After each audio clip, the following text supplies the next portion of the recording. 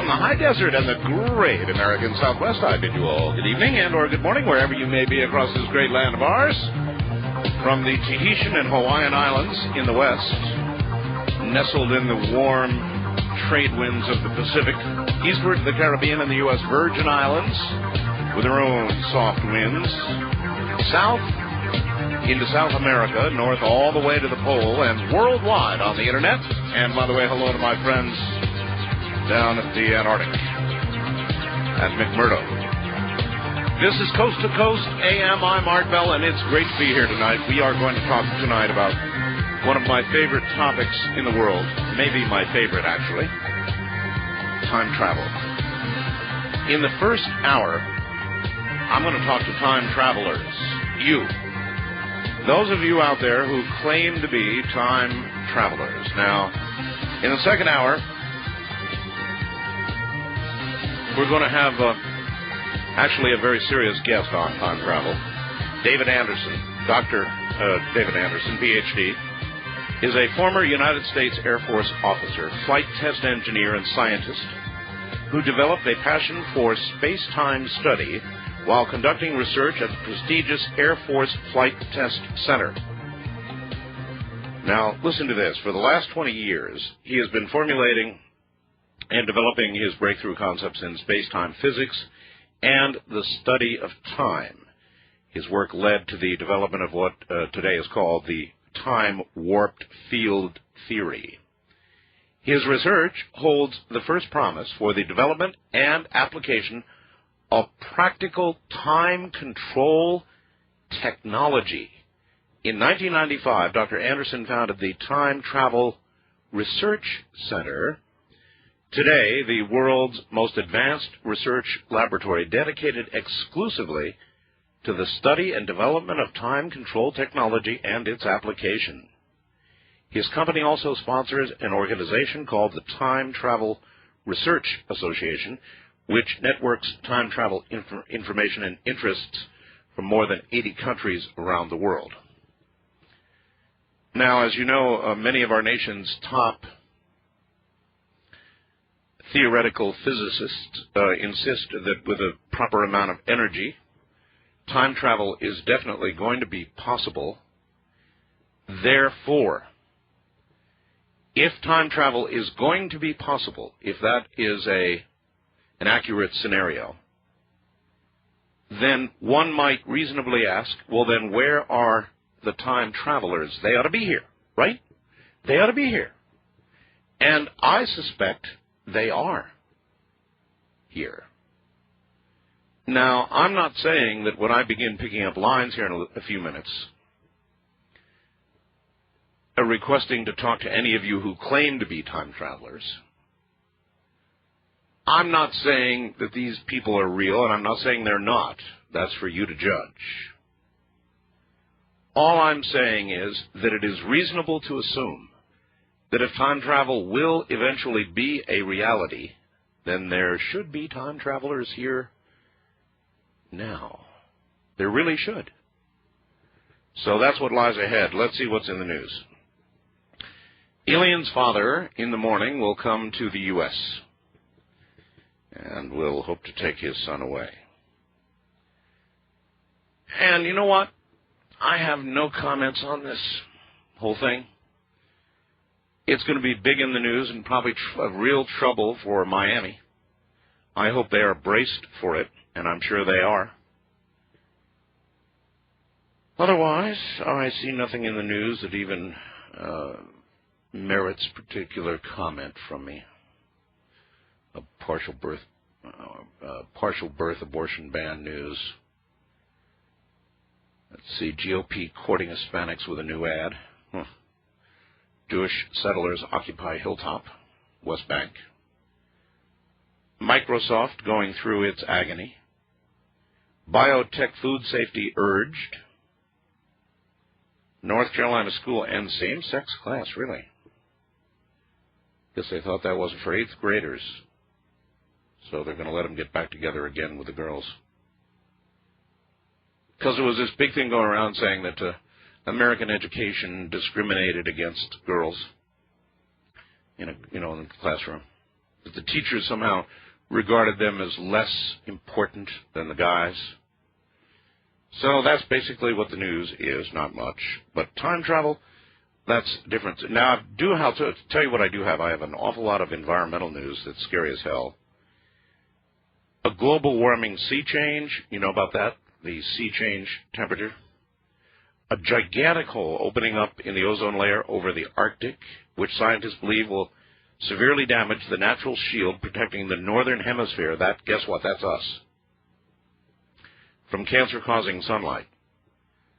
So down in Australia, you know, the children are required to wear headgear to school, and soon that may be the reality here, too.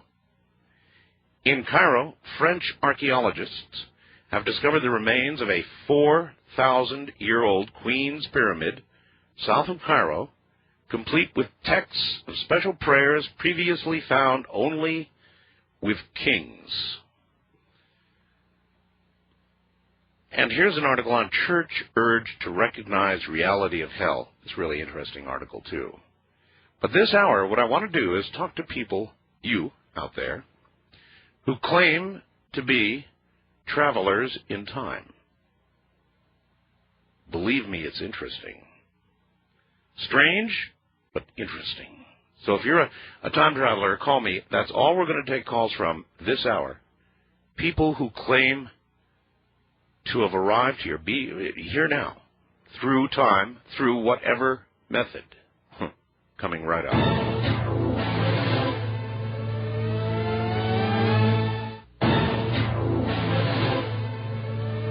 All right, we are accepting calls this hour from time travelers only. If you have traveled in time, or you are presently a traveler to this time, then we want to hear from you.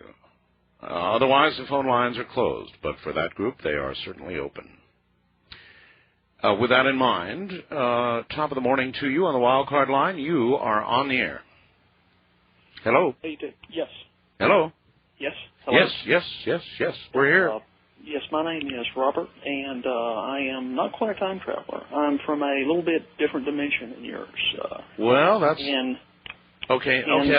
Listen, I think that may be virtually the same thing. You claim to be from another dimension. Yes, Senator. I'm not a senator. Oh, okay. I'm sorry. A little slip there. You haven't testified in front of a group lately, have you? No, not at all. Actually, there's no other way somebody would say yes, Senator. Well, actually, my original dimension I'm from, you are a senator of Arizona. Well, I'll be damned. Of Arizona? Yes, basically... Senator Art Bell. Arizona Senator Art Bell. Boy, that has a ring to it. Yes, it does. Definitely does. Basically, what happened in my dimension, the South won the Civil War. The South won the Civil War? Yes, at the First Battle of Bull Run, basically that's where the Civil War ended. And I am from, in an awful dimension, the Confederate States of America. Wow.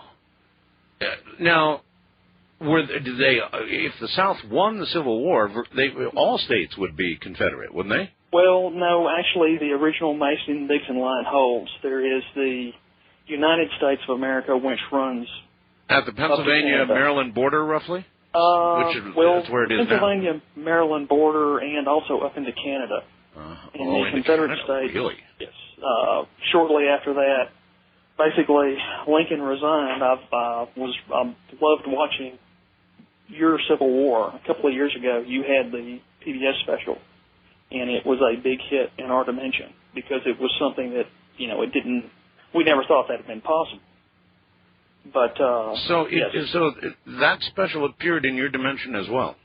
Well, it didn't appear in my dimension. We just basically brought it back. We've been able to... What about history between the ending of the Civil War, which you say was different, and now? Yes. It must be indeed in your dimension entirely different. It's entirely different. Basically what happened is the United States went ahead and invaded Canada. The Confederate States of America have basically went all the way to your Panama, which is basically Mexico all the way to Central America, are just Confederate states to us. They're just another flag on our stars and bars. So really, in that dimension, we physically possess how much of Canada? It's all of Canada. All right. I've really wanted Canada for a long time, and so. Marty, if you ever come over, if I ever meet you, I'll have to take you to where I live. And can you do that? Is that possible? Yes, that is possible. Basically, what about this terrible conundrum of not being able to meet yourself, though? I mean, what if I came with you and met Senator Bell? Wouldn't I possibly blink out? No. You're just a different person from him. You're not sort of difficult to explain. I don't know. My job basically is pretty much to go out. I'm retired. I can hear the Southern accent in you, no question about it. Yes, but no, I'm basically retired. My job was to go out to different dimensions and sort of scout them out and see basically how they're different. You sound a little young to be retired. Of course, who am I to talk? I've had rejuvenation. So rejuvenation. Yes. Another advantage in. By the way, how should we consider this dimension as? Is there a way to phrase where you say you are from? Is it a fourth dimension, a fifth dimension? Basically, we've explored right now about 50 different offshoots of the planet Earth. Holy smokes! You mean different dimensional renderings different of Earth? Basically, from our dimension, how time is split differently. There's a lot of of course, there's a couple of splits where the United States lost the Cold War. We, of course, there's several where we lost the Civil War. There's one where basically Nazi Germany won. Nazi Germany won? World War II. World War II. Boy, what a hellish place that must be. Yes, it is. It's extremely bad. We basically. Well, I've talked to some of the people. They popped in and they saw SWAT stickers in Richmond and they left. Didn't want them. That's about all we know. Holy moly. Now, our theoretical physicists are presently in this dimension beginning to realize there are other dimensions. Some of our best are saying that, but they're speculating 10, some more, and you're saying as many as 50. 50 that we've explored. There are a lot more. We didn't find, basically, we found part of this technology in Europa, which has an intelligent race. I don't know if it has it here. We haven't really got to the point where we could explore. We're very curious about Europa in this dimension, thinking it might have some form of life, but probably fairly primitive. Well, this is, I don't know quite how to explain it. This dimension's probably, it's fairly dangerous to go to. The one we're in, you're talking about yes. the one? Yes, the one that we're in currently, Senator, yes. Stop with the senator stuff already. Okay, all right. I'm not a senator in this dimension. Okay. And I don't much have respect for a lot of them either. Okay, well, then I apologize, sir. So, in fact, it worries me to even think that I might be one in another. Okay. But Arizona would be a good state. It's a very nice state. Anyway, this is no kidding on this dangerous dimension stuff. I mean, I'm reading this environmental news, and the ozone layer is getting gigantic to the point where they say it's going to be affecting us up north here the way Australia is affected. The ocean is warming. The storms are getting worse. Things are going to hell in a handbasket, really. Well, we're concerned about that, and we're also concerned about, I guess, how conspiratorial the United States government is. Oh, we are so conspiratorial. It is. Even my true. listeners, believe me, my listeners are so conspiratorial. Yes. I am too. I am too. Now that I think about it, but why are you here? Basically, like I said, I'm here to basically to scout out different areas to determine whether or not to actually present ourselves to governments.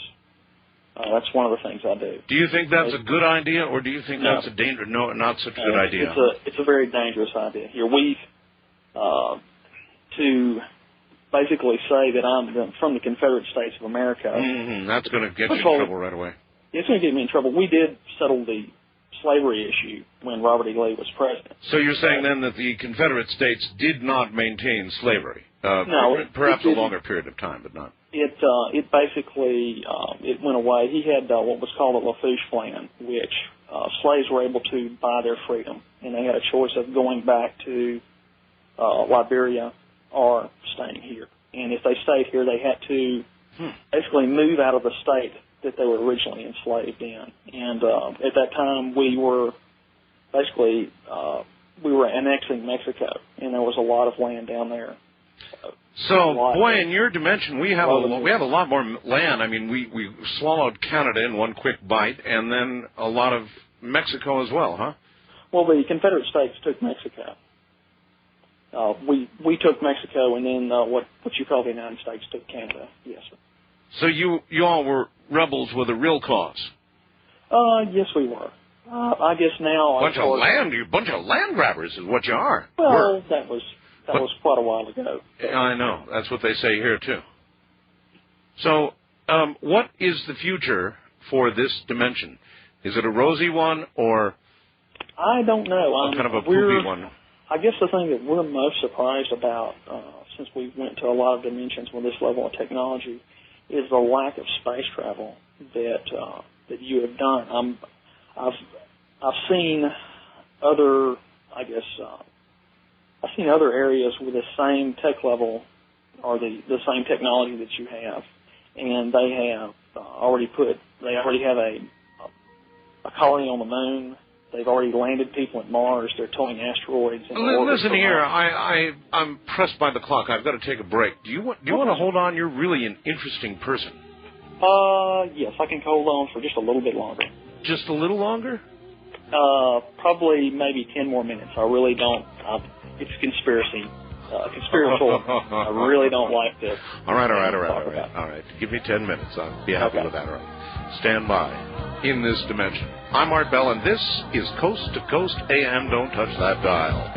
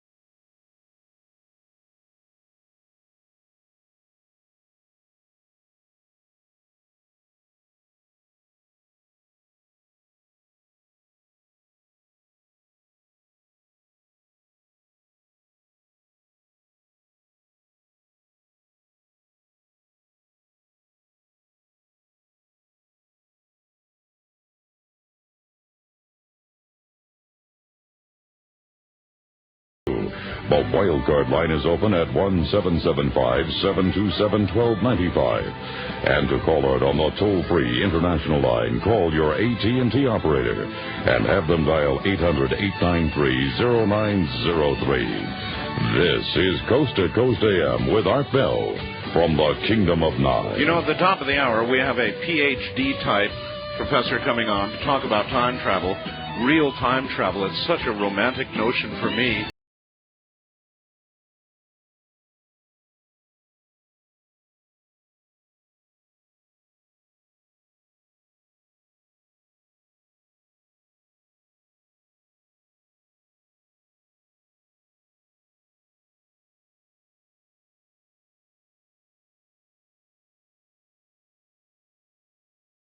To our dimensional traveler in a moment.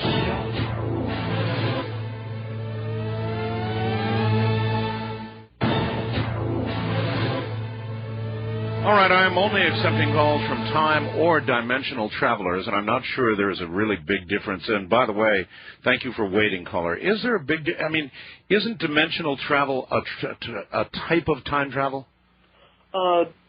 Not really. As far as our scientists can tell, no, not really. What happens is, I guess time is same. When I go back to my dimension, it's the same time as it is here. So time is linear in each different dimension. Yes, as far as we know. I guess one thing... So that means Art Bell, the talk show host, and Art Bell, the senator, do they live to be different ages? Yes. Yes, they can. I mean, I know of you, at least in one other dimension, where you host you're not going to believe this, you host a talk show on the moon. You are basically broadcast from the moon. From the moon. From the moon. I would entertain that option if it were given to me. Listen, there's somebody who would like to ask you a quick question. On my international line, where are you calling from? Hi, my name is Larry. I'm calling from Sudbury, Ontario, 300 miles north of Toronto. Actually, territory that isn't even actually Canada. That's right. To my present. There is an Ontario. It's just another flag in the United States. All right. It's Robert, is it? Yes. Yeah. Yes. I have a question. Sure. What are the cars like there? Are there Chevys, Fords? Do they drive differently? Same kind of transmissions? Some of the names of the cars? Really good questions, yeah.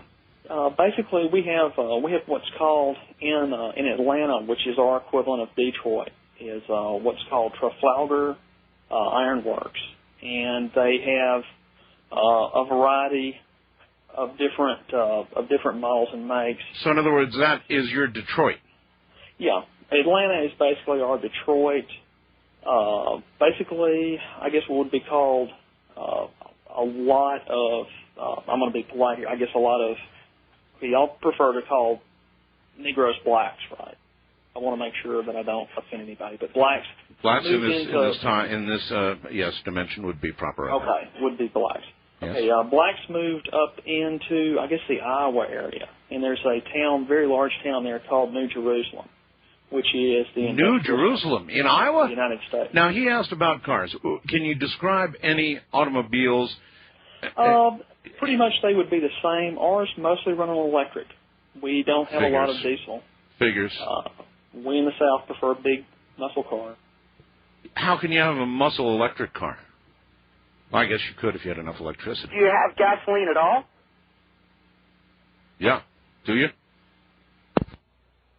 What? Hello? We lost him. We lost him. He's gone. He's gone. We lost him. He's out of gas. You said out of gas. He said he only had 10 minutes, and I guess that's true. His 10 minutes are up. But I love questions like that, Art. Well, so Detroit is virtually in Atlanta, huh? Yeah, interesting. I also wanted to ask him about trains and aircraft. How would you guys feel being consolidated as U.S., never having been... Well, if it was the natural evolution of history, I mean, it would be fine. You know what I mean? As long as you don't force the issue. I mean, if that's the way it had happened, well, that's the way it had happened. That's right. We're at the same time, Canada and the United States are both very different. So you wouldn't have that medical very system. much the same. You wouldn't have that medical system up there. You wouldn't have, but you would have. Well, that medical system is on shaky legs right now. There's a lot of controversy there. I've heard that. Yeah. All right. Well, listen. Thank you very much. Thank you. And you take care. Caller from Canada. Well, in this dimension. First-time caller line, you are on the air. Hello. Hello, Art. Yes. Art, how are you? I'm quite well. How about yourself? Well, I'm doing quite well, thank you. Listen, it's been a long time. I've been listening to you for years. For years now, huh? Yeah, yes, I have. Are you a time traveler? Well, yeah, something happened to me because of your show. What?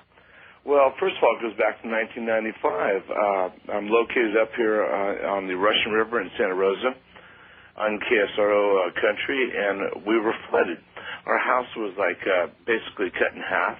I was forced then to work many days in a row. I'm a truck driver. I've listened to you for years over the night, like you have mentioned. Yes. The time travel part. Well, the time travel part goes like this. I was working so many days that I caught one of your shows, and I listened to Malachi Martin. Yes. And he told me or to most of your audience, how to pray, how to accept acceptance. And something happened, man. What? I'm tired. I've gone I'm running illegal. I'm going 23, 24 days in a row. I hear a lot of truckers do that. Yeah, but, And so you had an epiphany on the road somewhere. No, man. No? Something happened. And suddenly I got touched. I felt like I got hit by a little golden wand or whatever that They hit me on the top of my head. You sure that you just like didn't bang your head on as you were getting out of the truck or something? No. I made sure that that's not what happened. If anything, it woke me up to a lot more than what I knew in the past, and I started to see into the future. And what I started to see into the future was this.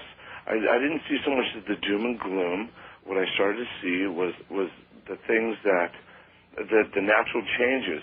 We're going through a tremendous rate of change right now, and it includes all of us. But most importantly, what I saw in a flash, in an instance, what I saw was a better place to be. In other words, how far ahead is that? Because right now the signs, I mean, the canaries are dropping like flies here. Yeah, I realize the canaries are dropping like flies. I realize that we've got global warming and there's chunks of ice like melting and breaking off. Right. So then when does it get better? The better part is around the corner, and I would say maybe in 10 years. What I saw was something that flashed upon me. So you didn't actually then you didn't really travel in time. You saw ahead in time is what you did. Well, I'm not exactly sure how you would say that. I mean, all I know is that something touched me. Were you actually okay? Let's put it this way: were you actually, seemingly, actually there? Yeah. Oh. Yeah. Well, it's good to hear that. No, hold on a second. I know what you're going to say, Art. I know what you're going to say. What? Hold on, man. No, I mean this is something that happened in an instant. Well, what happened in a moment? No, I understand that. But look, there would be critics who would say, "You said you were driving illegal. You were doing 1 million hours. You shouldn't have done it. You had a brain spasm." No, it wasn't a brain spasm. No, a trucker's brain spasm. Well. How do you know? Because that would be the criticism. I mean, especially with what you said. Well, I'll tell you exactly how I know. First of all, it was a warm feeling, and it was a feeling of acceptance, and it kind of glowed the whole cab of inside my truck after so many years of not really believing, so to speak, being a hard, kind of tough guy, and all of a sudden realizing and seeing something that was so cool. I said, you know what? There is something else out there, and it's powerful. And you know what? I got an immediate calm about me, and for a moment, in a blink of an eye, in a blink of your eye, what I saw was the stated future. And what you saw was a rosy future. All right, I've got it. So, trucking into the future. Guess we'll call that. I don't know. A trucker. I can't rule out the possibility that he whacked his head as he got out of the truck, or that his cab warmed up when he sort of fell off the cliff mentally after driving for so many hours. You've got to allow that at least as a possibility. East of the Rockies, you're on the air. Good morning. Yeah, hi, Art. Hello. I've been doing some dimensional traveling. Yourself, huh? Yeah. So again, well, okay, then let me ask you like I did the first caller. Yeah. Who apparently had a prepaid phone card that ran out. Yes, sir. Is time linear in every dimension, as he suggested? Yes. It is. And from what is the dimension like that you are from? It's very similar, and that's one problem that they had there was when I was sent. They gave me this special card that I was supposed to when I come back. You were sent. Huh? You were sent. Yeah. That when I was supposed to come back, I was supposed to check it to make sure I was in the right dimension. Yes. And it didn't match. Oh, brother. So in other words, you're saying you were tossed here by mistake. Well, we found out that there are so many multiple dimensions that it's almost impossible to get back to your own. You can get back to a similar one. But getting back to precisely where you were is almost not possible, so it's like you're stuck here then. Very difficult. Well, if this one is kind of like the one you came from, or with very few, what are the differences? Can you describe any differences? Do they have dogs there? Yeah. Yeah. Houses? Yeah. Detroit, cars? Right. The main ozone depletion, ocean warming, all the problems we've got? Basically, yes. Any difference at all? Well, there'd be differences like that one guy, you you'd be like the senator, or different senators, different congressmen at different times. Little things. But basically, even if we lost the First World War in some dimensions, it'd end up almost the same. There's different points of history that just absolutely have to happen. Well, what about Canada and Mexico? And I take it there is a Canada, there is a Mexico. Well, yeah. Okay. Well, there was one that I went to where Martin Luther King didn't exist. Malcolm X didn't. These would be radical. very, very different then. Right. So the civil rights movement didn't happen. Didn't happen? Didn't happen. Then what would the state of blacks be in your dimension versus this one? Well, in that one, they were still segregated out. Whites-only areas in malls. Well, that stinks. So you're in a really. You should count your lucky stars that you're in a better place.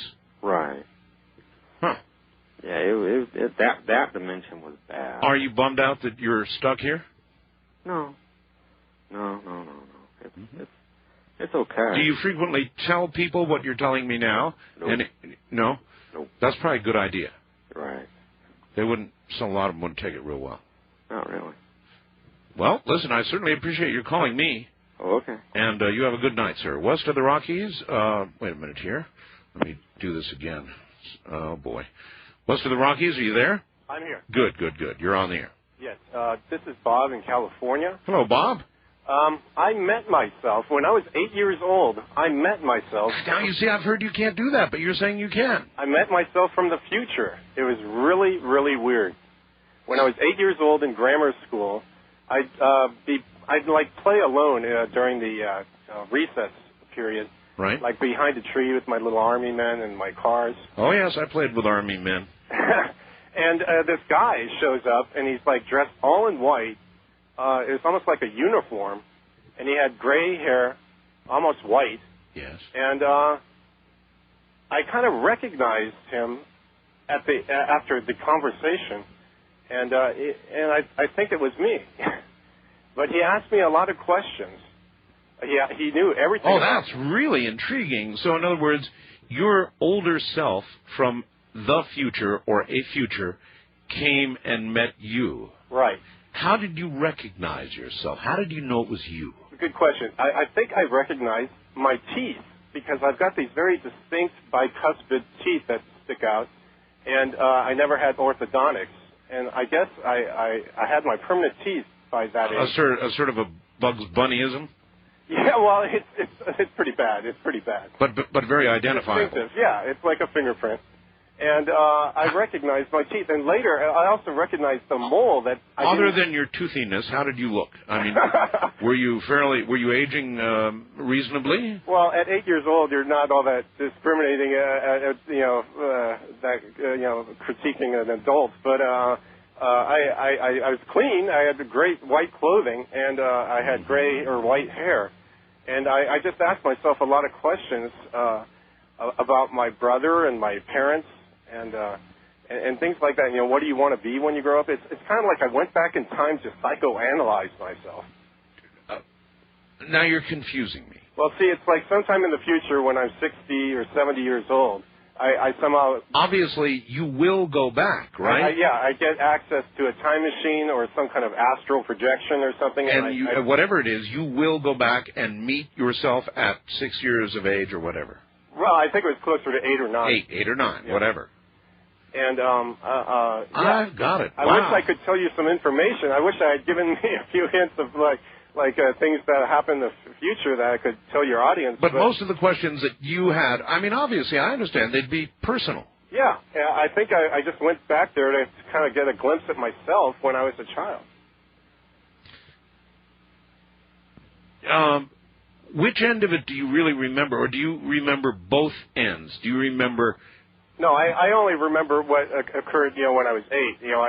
I'm just 36 right now. Right.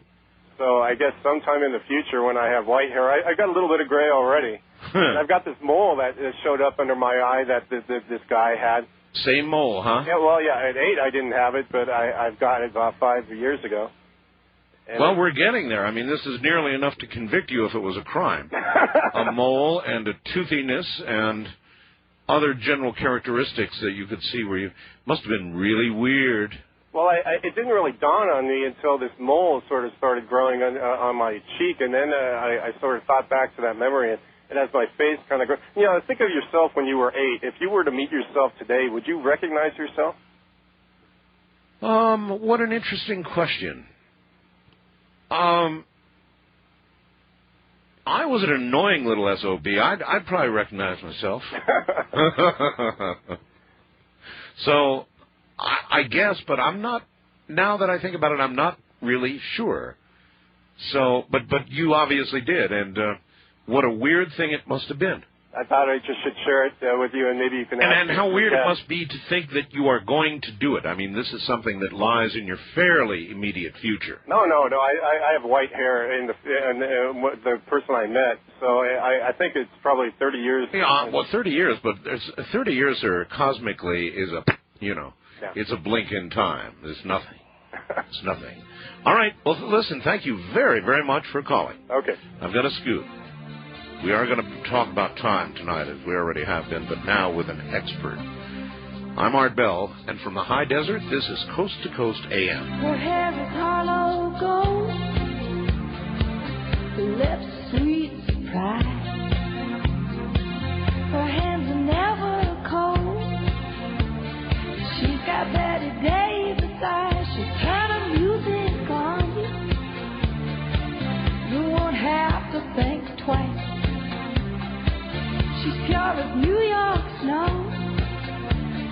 She got Betty Davis eyes.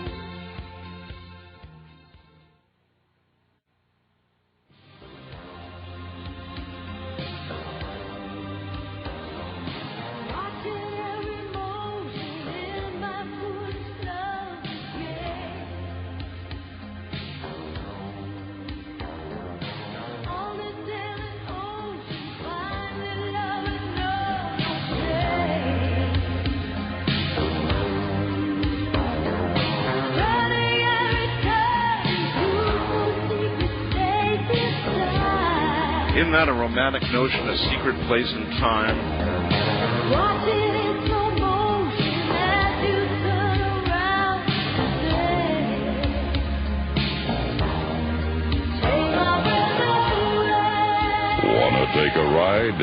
Call Art Bell from west of the Rockies at 1-800-618-8255. East of the Rockies at 1-800-825-5033. First-time callers may reach Art at area code 775-727-1222 or call the wild card line at 775-727-1295. To talk with Art on the toll-free international line, call your AT&T operator and have them dial 800-893-0903. This is Coast to Coast AM with Art Bell. During the first hour, we spoke with travelers in time, actually in dimensions. This hour, we're going to talk seriously about time travel. Actually, we were last hour, too. Or maybe not. You decide. But coming up shortly is David Anderson, who is a former United States Air Force officer, flight test engineer, and scientist. He developed a passion for space-time study while conducting research at the prestigious Air Force Flight Test Center. For the last 20 years, 2 decades, he's been formulating and developing his breakthrough concepts in space-time physics and the study of time. His work led to the promise for the development of the application of practical time control technology. Oh, doesn't that sound interesting? In 1995, Dr. Anderson founded the Time Travel Research Center. Today, the most advanced research laboratory dedicated exclusively to the study and development of time control technology and its application. His company also sponsors an organization entitled the Time Travel Research Association, which networks time travel information interests from more than 80 countries all around the world. That's who's directly ahead, Dr. Anderson.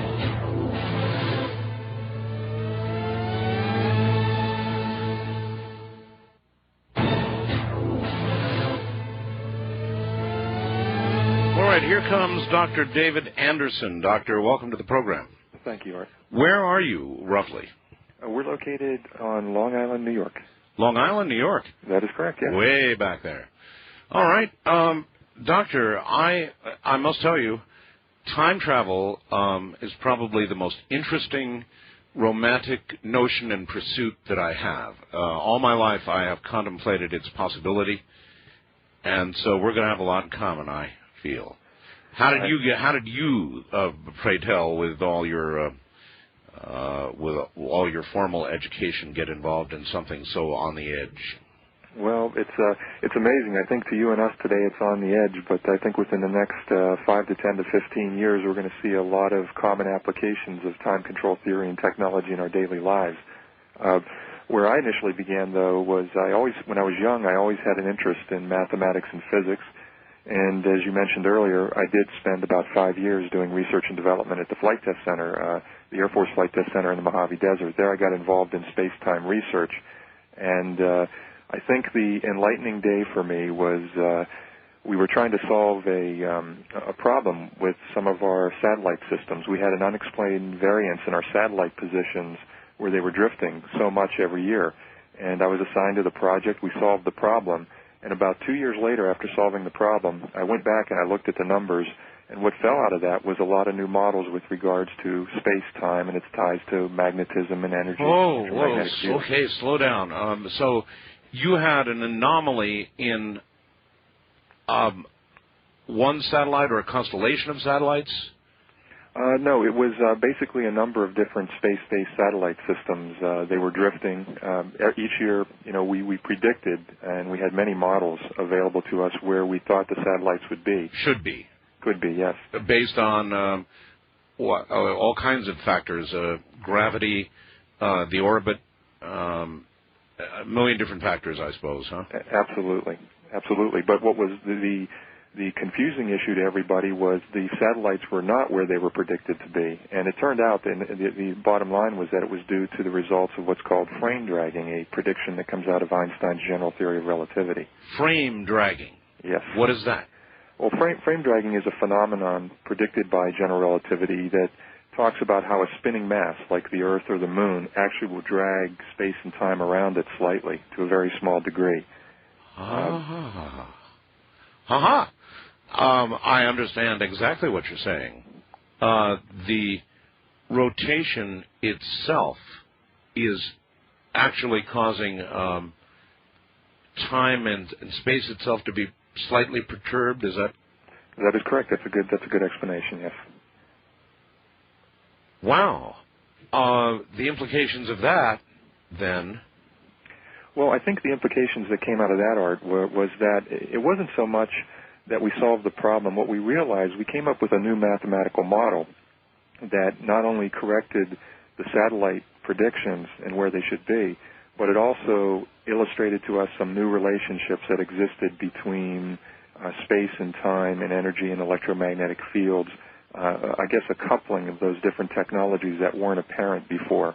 And from that coupling, that's when my passion, I think, it was always a passion, but like you, I think from that point, it really became an obsession. Okay, but you did all this for, as you point out, the very prestigious Air Force Flight Test Center. When you explained to the powers that be what you had discovered, how did they handle that? Because you were telling them something entirely new in science, and I wouldn't think they'd take that real well. Well, you're absolutely right. Sometimes different establishments that were in place are a little slow to hear new ideas, but it really wasn't the case there. Initially, as I mentioned, the problem was solved with a mathematical model. And at the time when we solved the problem, we were very pleased. We were very happy. We had a new, reliable system to predict, where our satellites would be. And ultimately, I suppose that's all they, bottom line, cared about. They wanted a predictable model. That's correct. And I did not even recognize what I was holding in my hand until 2 years later. And at that point, I was just on my way to leave the Air Force, and I decided that I would pursue that research on my own after the fact. And so where did you, you're back in private life, where did you take that research from that point? Or how did you proceed from that point? Well, I spent probably a good part of, I would say, 8 to 10 years doing nothing but trying to refine that mathematical model, doing a lot of different research, a lot of different development. And I think the biggest milestone for me was I finally reached a point, I think in the early 1990s, where I realized that some types of time control technology were achievable today.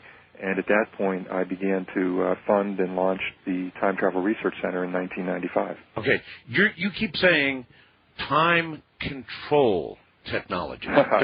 Define for me what you mean by that. Time control is interesting because anytime you tell somebody you're working in space-time physics, the first thing they always joke about is, so your mission is to build a time machine. And I won't deny that that's a key focus and a passion for all of us here.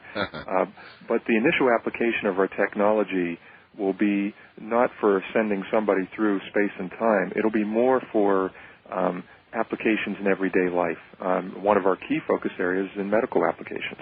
Or as they said in a recent great movie, baby steps. Exactly. So, what application of control of time can you imagine early on? Oh, early on, I think two of our most high interest areas right now, where we receive most of our funding and most of our focus, is in two areas. The first is the medical industry, and the second is an industrial process application. And the medical industry is actually our short-term focus is the development of the capability to use this technology for organ preservation, to help store and preserve organs while they're awaiting transplant. Now, the medical industry and the communities that we're working with right now, they really see that as a stepping stone. What they really want to see our time warp field technology used for is for eventually medical stasis fields that will help slow or stop the progression of disease, and eventually someday... Okay, wait. You're already ahead of me. Let's back up to organs for a second. Just a second. If you apply time control technology to the preservation of organs, does that mean, for example, that somebody who has a head trauma and dies, whose organs are going to be used for transplantation, in some manner or another, you would apply time technology to keep the organs fresh? Yes, that may be the best thing to do, Art, would just be explain a little bit about what our time warp field technology is. Okay, in a way we can digest, I hope. Yeah, absolutely. Essentially, our time warp field technology allows us to create today what we call a small self-contained time warp field. The field size that we work with, it's about a 30 to 40 centimeter diameter field. So it's a spherical field. Within that field, we are able to adjust to a small degree the rate at which time passes relative to the time rate outside of the field. Wow. So an object inside of that field will experience a slightly accelerated or slightly retarded time rate relative to anything outside. So by placing an organ that's awaiting transplant inside of that field, we can actually slow down the rate at which time passes for that organ, making it preserving it much longer. Absolutely fresh organs. Absolutely. But you're really, people need to know you're deadly serious about this. You say you can create a 30 to 40 centimeter. How big is that? That would be roughly about 10 to 12 inches today. 10 to 12 inch area where time is either going faster or slowing down. Is it a cumulative process, Doctor? In other words, the longer something remains within this field, the longer the progression or regression in time? Absolutely. Once we, typically what we do is once we establish the field and we place an object or test instrumentation inside of the field, and we adjust the time rate, that time rate, say it's 50% of the rate at which time passes outside of the field. Holy smokes. Really? That is correct, yes. You're telling me you've really done this? Absolutely. I'm not saying that we're not without problems, but we have made some great steps and achievements, especially last year. Last year was a very successful year for us early on. Good Lord, Doctor. Do you realize what you're telling everybody here tonight? I realize what we're telling everybody. I will tell everybody, though, also that as much as we've seen some great success, there are also many challenges that we face as well. So I think in many times, as much as we've had success, there are probably more questions now than we have answers for. Let me begin, and I guess there will be some proprietary information you can't give me, but how would such a field be created? Can you give me any broad outline? Well, there is some proprietary information I cannot provide, but to give you a rough outline, creating the field, I'd say, would pretty much happen in a three-step process. First, we use an antenna configuration that introduces a high-speed rotational and magnetic field in the core area of the field. Bingo. Okay. I had a feeling it was going to be that. Well, actually, believe it or not, that's probably not the most important element. It's important. We found out from a stability standpoint it's important. But then we use an ejector system that establishes what I'll just say is a necessary core environment, and that's the key element there is the injection of a gas reagent. The third step is that we use a high-energy laser array to induce and then modulate the field. And this is, I guess I'll say for some of the scientists out there, this is similar, not identical, but similar to what's done in high-energy plasma physics. Well, let me tell you what's blowing me away about this, all right? Certainly. I don't know whether you are familiar with the story of the Philadelphia experiment. Of course I am, absolutely. I share the same passion with you. Okay. Well, I've interviewed a number of people who claim involvement in that. And the technical description that they gave, Doctor, of the equipment that was used in that experiment, which really was a radar evasion experiment more than it was time travel or invisibility or anything like that. But they used rotating fields, magnetic fields, and RF as well, rotating RF fields. I'm trying to remember the exact configuration and power amounts, but are you familiar with the story vaguely? Yes, I am. As a matter of fact, I know what they did is that they were trying to degauss the ship so it couldn't be detected by mines, so they were using magnetic coils around the ship with high-energy magnetic fields. What I would say, there is a big difference between what we're doing and there. But also, as I heard you describe what created the field, the alarm bells were going off saying, ding, ding, ding, ding, that sounds somewhat similar. Yeah, sometimes I wish I didn't have to say those four words, but it is an important part. What we found out was when we induce a field, the most important part is establishing the right core environment, getting the gas reagent distributed properly, and then firing our laser array into the field. And like I said, it's very, very similar to high-energy plasma experimentation. We found out, though, that the rotational magnetic field helped us solve some stability problems. It's a key component, but it's not a driving element. Holy smokes. Well, excuse me, but this is going to be breaking news for a lot of people, Doctor. I mean, that we can even do this. It's certainly news for me, and I didn't expect you to tell me this tonight. I thought you would be a theoretical research group only, not actually involved in the hardware. And so what you're saying tonight is a total blowaway for a lot of people. You understand that? Again, I understand that. And I guess I would let people know as well, as much as we have seen progress, like I said, we have many, many challenges. We see the benefit to the medical community. The organ preservation experimentation that we're doing right now, that's a stepping stone. Like I said, the medical community has their eye on the possibility of eventually stasis field and disease regression. Sure. The other area where a lot of people are expressing interest in even funding our research to a certain degree is for industrial process acceleration. And when I say that is, there are many scientific and industrial processes that take a tremendous amount of time to complete. Right. And the ability to accelerate certain test processes or industrial process or chemical reactions would have obvious tremendous economic value. Oh, absolutely. Absolutely. For us, it's kind of interesting. Our biggest, from our heart, our biggest area is to see the application of this in the medical applications, because we see it offering a tremendous, not only a brand new field of technology, but a tremendous benefit for people around the world.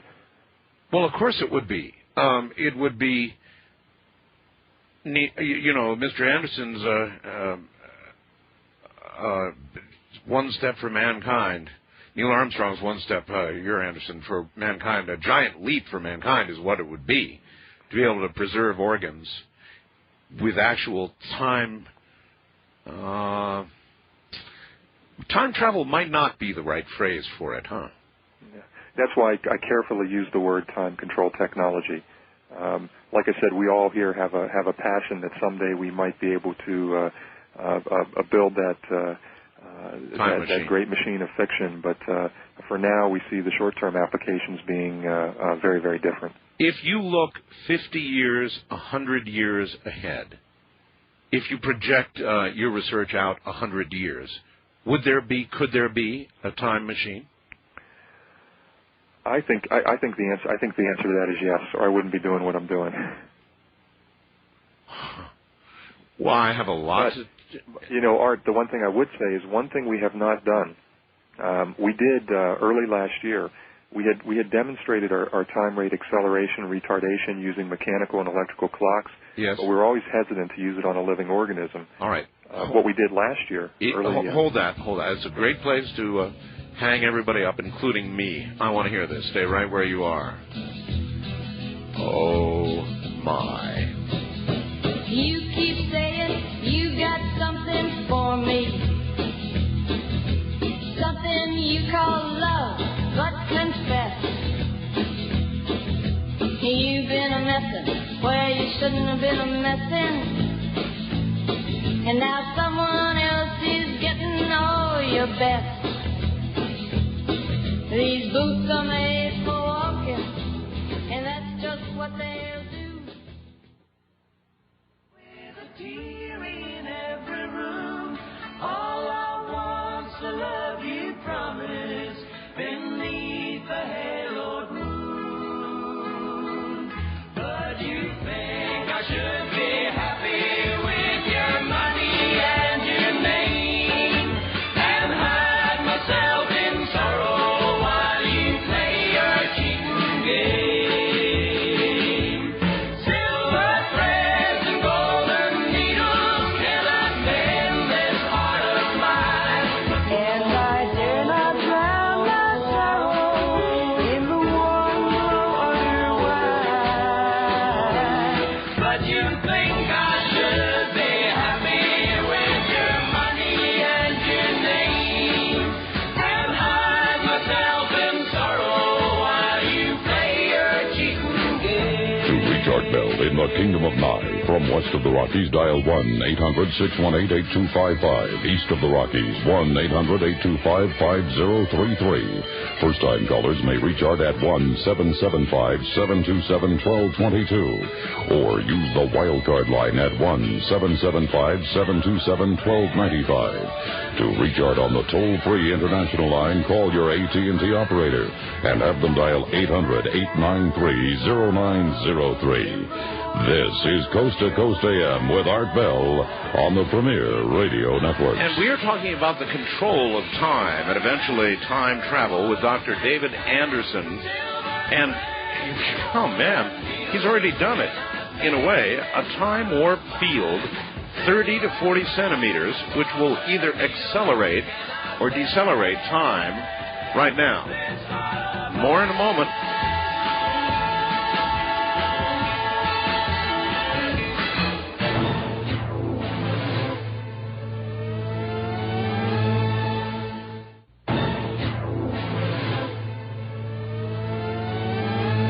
All right, back now to Dr. Anderson, Dr. David Anderson, and I must tell you that obviously many of you are going to want to read more. On my website right now is a link to Dr. David Anderson's website, which is www.time-travel.com. So if you'll go to my website and just click on that link, you can do a lot more reading about what you're hearing about right now. Would that be accurate, Doctor? That would be very accurate. Good. All right. Now, obviously, you experimented first in this field you created with inanimate objects of some sort. That is correct. Our test instrumentation we use mechanical, both mechanical and electronic clocks and other types of test instrumentation. Clocks? And up until earlier last year, we really avoided doing any testing on living organisms, at least early on. Up until last year. That is correct. If you took a normal clock, a wound clock that was accurate, and you put it in the field, what could you prove, or what could you? What you would have would be a perfect demonstration, which we've done over and over again, of showing how the time rate acceleration happens. We place one clock within the field and then one clock outside of the field as a reference clock, and then Sure. we can show the divergence as the field is adjusted. And how much divergence have you demonstrated? Oh, actually, it's very specific. We've been able, again, we use the term reference time rate. That's the time rate, the rate at which time passes outside of the field. Right. Within the field, we've been able to go up to 300%, an acceleration factor of 3 over the reference time rate. And inside the field, we've been able to stably go down to about 13.2% of the time rate, actually slowing the rate at which time passes. Holy smokes. And we've even gone below that, but when we go below that, we do run into some, I guess I'll say, not stability problems, maybe a easy way to put it. Stability problems. Yeah, this is one of the reasons why we really haven't tested. How would a stability problem manifest? Well, let's see. I'm trying to think of a real succinct way to put this. We have, when we create a field, there's obviously a time rate outside of the field and a time rate inside of the field, and there's a variance. And inside what we call the boundary layer, which you can picture as like a thin shell, like an eggshell, right. around that spherical field. Right. That shell area, or the boundary layer, is where the time rate actually changes. And it has a peculiar effect of Dopplering frequencies and energy. So what happens is that if we have certain types of energy inside or outside of the field, heat can be Dopplered up to light. Light can be Dopplered up to other things. Higher temperatures could be, and light could be Dopplered up to gamma radiation. And what happens is, when I said the stability problem, yeah. our shell boundary layer is a very thin shell. The word shell is very applicable, all the way from 300% down to about 13.2%. What happens as we try to get closer and closer to the zero time rate, and when we pass through it, that shell actually expands. It becomes thicker. And that Doppling effect carries all the way through almost to the center of the core. And when we did our first test last year on plant seedlings, our first test on living organisms, we actually ended up cooking about 80% of the plant seedlings that were inside the field. Did you say cooking them? Yeah, literally. With regard to inanimate objects, backing up for a second, sure. If you are you able to actually observe the object within the field? Yes, we are. Actually, a question we get asked a lot. Our first projects, we call it Project Dark Star. That's the study of our time warp field technology. And yes, we can see objects in the field. As we accelerate the time rate, it actually, frequencies get Dopplered down, moving from inside the field to outside. So you actually see a darkening and a more of an opaqueness to the object as we accelerate it. As we reduce it, you see the reverse. But yes, we can observe. That's amazing. That's amazing. That's like magic. To a lot of us who had no idea such a thing was going on, it's like magic. So the inanimate object begins to darken down. Yeah, and it's not the object itself. It's really just the Doppling effect, again, that we see within the boundary layer of the field. In other words, optically, how it's peering to us because of what it's being subjected to? Yeah, basically, every color has a frequency, and as the light or that color moves outward through the field, when we're accelerating time, that frequency is actually dropped or down, so colors will actually shift in shades when we're accelerating slowly, and it gets more dramatic as we increase the time rate divergence. Now, you mentioned seeds, and I can understand that as a very early biological experiment. But what in that field, or the creation of the field, would be cooking the seeds? Well, again, what happens is to maintain the field, as I mentioned, there were 3 steps in implementing a field. The third one was inducing the field with the reagent with a high-energy laser array. We have lasers, and that after a field is induced, the lasers still fire at a certain pattern. When they do, they're inducing energy into the boundary layer of the field. That energy, again, if we're retarding time, is Dopplered up, which takes it up to, depending on the degree which we're trying to retard time, it'll actually Doppler that up to more harmful radiation. So when I say cook, I'm not necessarily saying heat. I understand. More radiation. Is the laser the modulating agent? The laser is used. We need a certain amount of energy in the field to maintain it, and that's what the lasers are used to do. Our first model, our first model of our time warp field generator included 3 lasers and 1, we call it an injector sensor array. Our current model we're using right now has 12 lasers and 6 injector sensor arrays on it. So we actually have 12 lasers that are used to maintain and modulate the field. To create such a field, Doctor, do you have any concerns about safety? Has that occurred to you as you've been moving through this incredible experimentation that I think nobody knew about until now? Well, the answer is yes. You mentioned early on baby steps, and that's something that's actually very important to us. A lot of people ask us, why haven't we tested this on animals or people yet?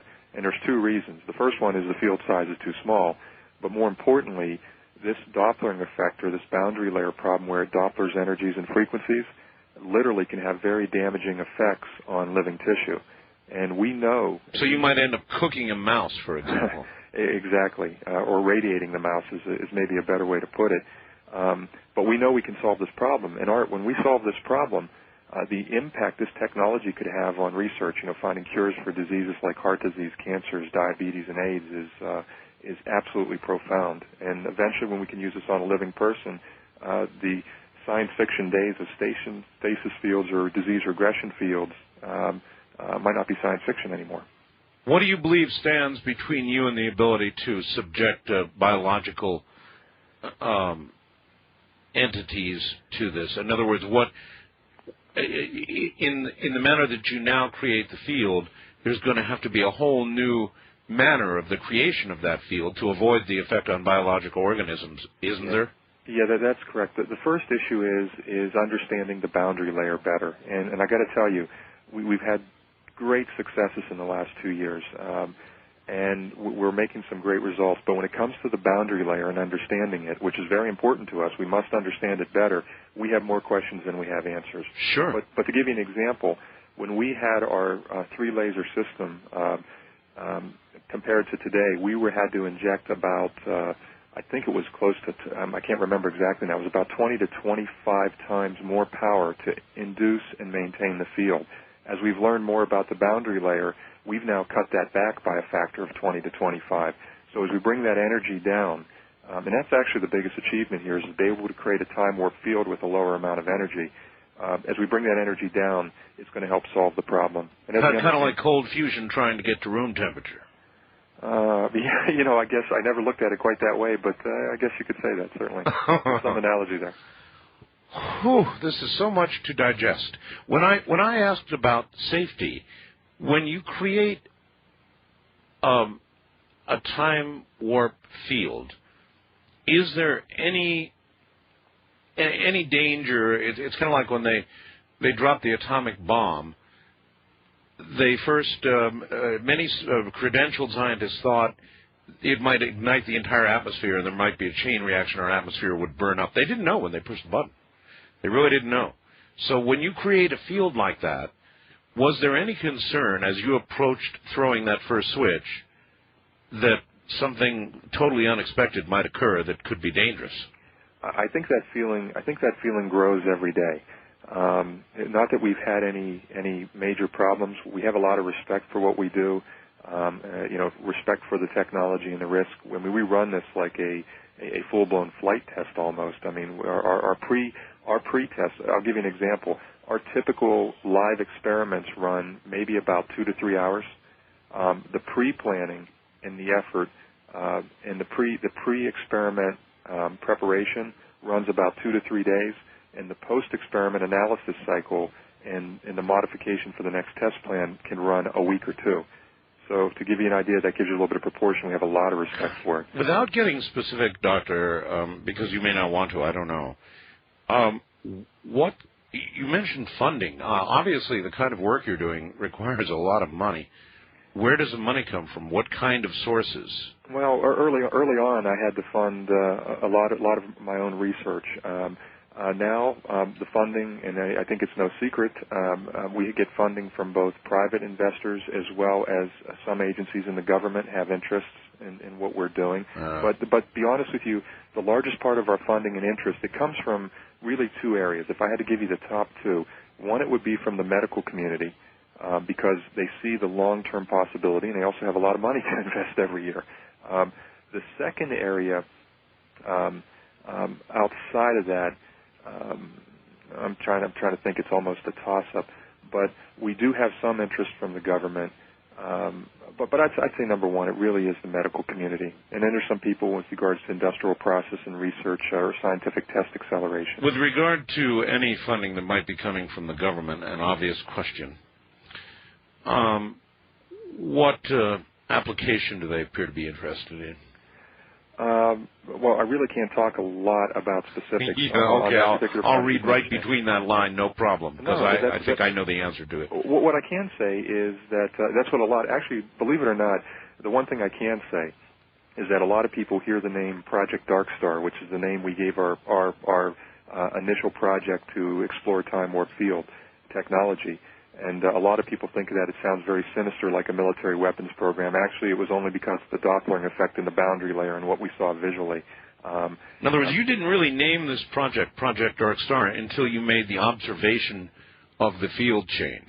That is correct. And I tell you, to sit here and observe this thing, it's absolutely amazing. You said it before, is that when you see something like this work, we all know that gravity and time can warp space and time, that time is not an absolute. This is all science fact. It's not science fiction. But to see it actually in action at this scale is absolutely fascinating. Mind-boggling, actually. It is. And I think what's interesting is I think we don't even get, after the amount of time I've spent on this, I never lose my fascination and wonder when I see us open up a field and start adjusting time rates. But the people who see this field in operation, Art, the most interesting thing is they always call me back in a month, 3 to 4 weeks, and they say, I can't look at the world the same way. I said, they knew in their back of the mind that time and space were not an absolute and that time is mutable. And but when you walk down the street anymore, you don't... I understand that. How could you look at the world, everything, in the same way at all, ever again, once you had observed that? Well, it's amazing. Sometimes you have to ask the opposite question, and I'd say to your listeners, how can you not look at it? We know. I mean, the fact that time is mutable and can be dilated, and that we live in a universe that's made up of a dynamic web of energy. This is the fabric of the universe and the world we live in.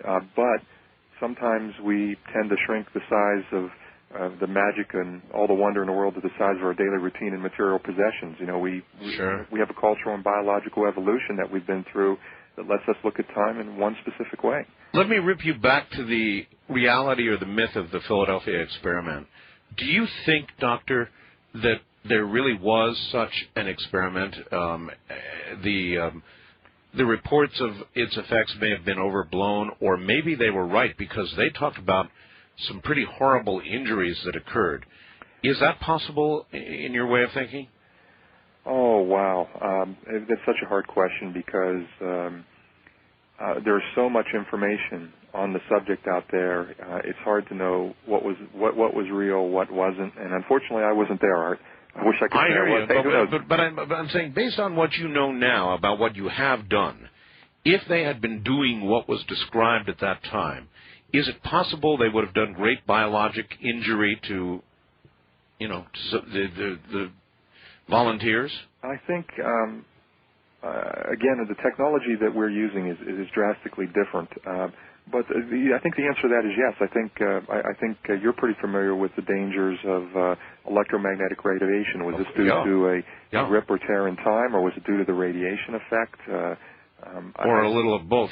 A little of both. I mean, you'd be cooking people with immense amounts of RF, rotating RF fields, as was described in that experiment, and so it could have been a little bit of both.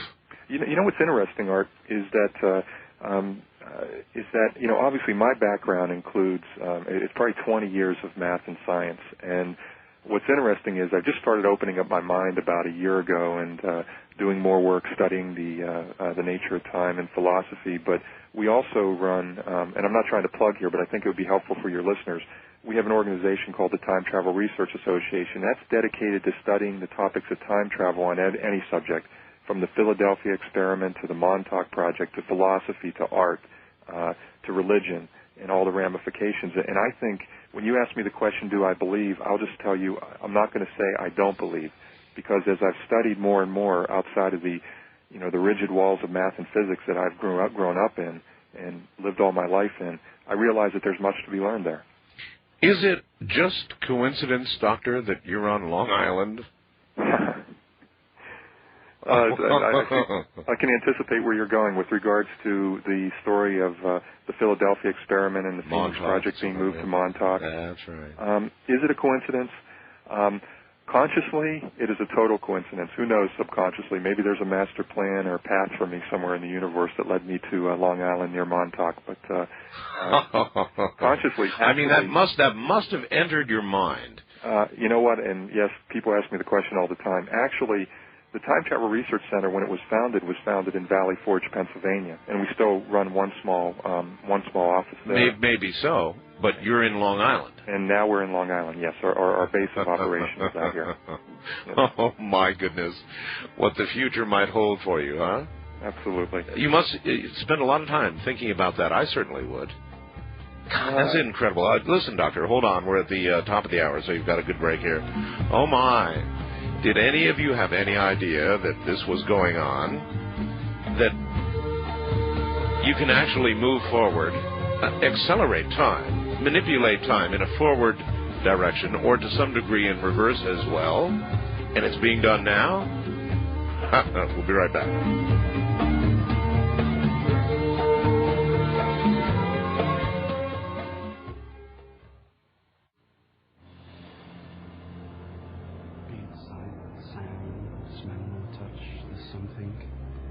Inside that we need so much. The sight of a touch, or the scent of a sand, or the strength of an oak roots deep in the ground. The wonder of flowers to be covered and then to burst up through tarmac to the sun again, or to fly to the sun without burning a wing, to lie in a meadow and hear the grass sing, to have all these things in our memories stored, and to use them to help us to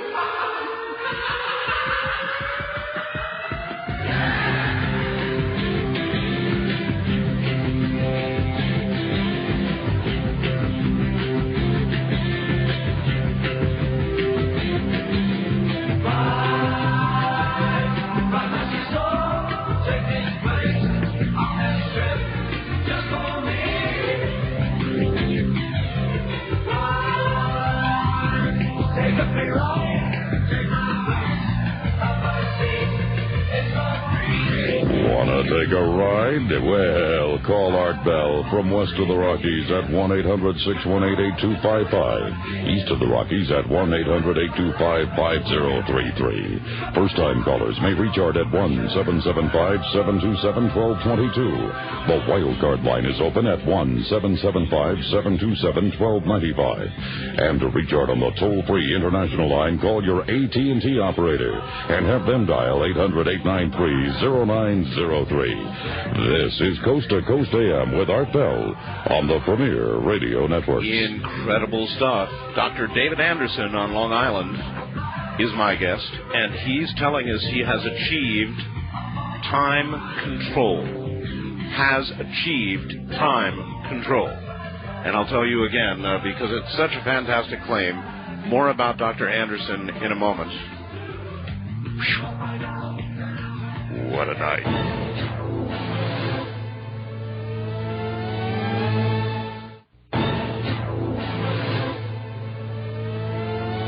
All right, some absolutely fantastic claims being made, and so once again, I think this is important. David Anderson, the man you're listening to right now, is a former U.S. Air Force officer, flight test engineer, and scientist.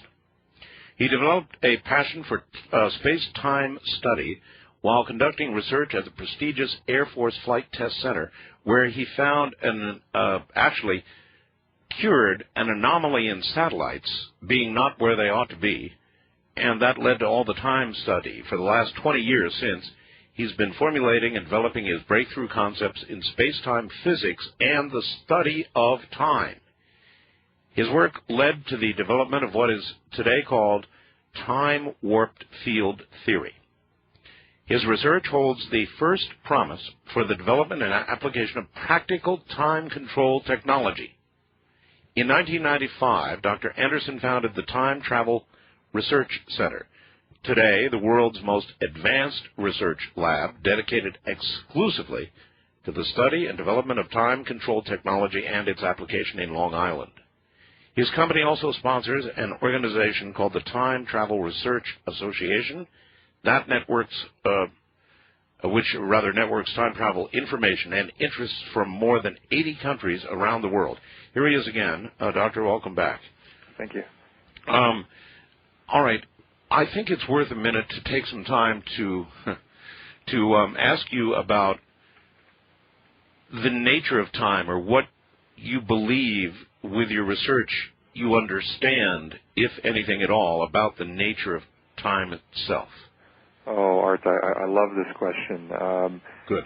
Well, I think the best way to start with that question is to say that probably for about 2,000 years, people have been asking it and have offered many answers, and I don't think I can improve on that. But I think one of the most important things that I always point out is that time is, to many of us, a very strange and curious thing. And one of the tests I'd encourage your listeners to do, if they haven't done it already, walk up to a friend or a family member or a stranger on the street and ask them, do you know what time is?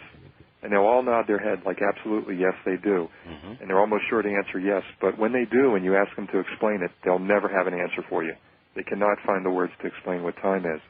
And what's interesting is, even as far back as the 4th century, St. Augustine even said it differently. He said, what then is time? If no one asks me, I know. If I wish to explain it to one that asketh, I know not. And it tells you it's a very deep insight into what the psychology of time really is. I think also sometimes I think maybe after 2,000 years we don't seem to have a good definition for time. No. Maybe perhaps we don't want to understand it. A lot of times people talk about time with a negative connotation because maybe it's linked to our own mortality. Sure, it's our enemy ultimately, right? Absolutely. Absolutely. As a matter of fact, my favorite quote that captures that whole meaning is from Star Trek Generations, time is the fire in which we burn. And the other one is time is a great teacher, but unfortunately it kills all its pupils. I feel that way sometimes. But it may not necessarily always be so. I think that is correct. I think that is correct, or I wouldn't be doing what I'm doing. I think, this is actually an interesting area for me, and I'll talk about it too much, Art, so you have to reel me in. But, no, go. A lot of times we feel that time exists independent of us. But honestly, perhaps this belief is really just an illusion, and time is really something that is measured and perhaps created in our mind and our body's perceptions. Maybe time doesn't really exist. Maybe time is really measured in the mind. It is, after all, it is our invention in a sense, isn't it? It's just a perception. In other words, objects move. We measure that movement, the stars, the planets, and therefore we know that it takes time, X number of, we can measure units of something or another for an orbit, say. Yes. But really, that really may be our invention. That may be our invention. That's exactly right. If you look at physiological, biological time, maybe it's the impression it leaves on the mind. I mean, our mind expects the future, which then becomes the present. When it becomes the present, our mind attends to us, and then it becomes the past, which we remember. and maybe that future and past doesn't really exist. I think what's even more interesting, Art, if you look at the world of quantum physics today, I have so many friends working in this field, and you look at what's coming out of the hard science, out of the particle accelerators and super colliders, right. It's more in line with the notions of time and space that were offered by the Hindus, the Buddhists, and the Taoists 2,000 years ago. Well, I was going to ask, in other words, you're working on the hardware aspect of time manipulation. That is correct. Which is really fascinating to me, but there may be another way to manipulate time in the metaphysical arena, or do you sort of... The answer to that question, I have an answer that I can't really back up well. Again, my whole life has been living in the world of mathematics and physics and living within the rigid walls, inside the walls of analytical science. But I personally believe that as we keep developing our time control technologies and the applications emerge and then we look at true time travel or interdimensional travel, I think as much as we'll look at it with regards to technology and science in terms of hardware, I think at the same time we'll see great advances coming out of the study of the human mind and metaphysics and the power of the human mind. Maybe so. But coming back to your hardware, if you put a clock in a time warp field, aren't there... In other words, what about this old thing of you cannot go back and meet yourself, or you would destroy yourself or something like that, or kill your grandfather, all these problems with potential time travel. On a smaller scale, wouldn't those problems also exist? In other words, if you've had a clock in a field and it's coming out of either the past or the future, in essence, when you bring it out of the field, doesn't it, in essence, collide with itself? Isn't there a potential problem there, or is there not? And if not, why not? I don't believe in cause and effect or cause and consequence or whatever you want to say. I believe that cause and effect is dead. I think that that our world and the science of mathematics and physics now show that time travel to the future, time travel to the past, or time control technology is all real science. I think this notion of cause and effect is more along the lines of paradoxes. Like, for instance, it's nonsense to suggest that a moving object shrinks and gets heavier, or it's nonsense to suggest that an astronaut who travels to a distant star and returns will be younger than her twin brother she left behind. But it's not science fiction. It's science facts. And I think what we see here, Art, is really... these are sometimes what we call paradoxes, but I think these paradoxes are places where our rational minds really bump into their own limitations. Well, I wouldn't see a paradox involved in, for example, an astronaut, as you point out, traveling, coming back, and relatively not having aged. Don't see a paradox there. Correct. But in creating a field, a time warp field, as you have done, I do see a potential paradox or effect of some kind. In other words, here we've got something rushing as you bring it back from the future or the past back into the present again. Yes. My mind can't wrap around that concept. I think there's when we talk about the twin paradox or the astronaut traveling at high speeds. Okay, you're absolutely right. That's a time dilation in a forward direction. It's very simple to understand, and they're right. There's no way to go back into the past and change a cause and effect.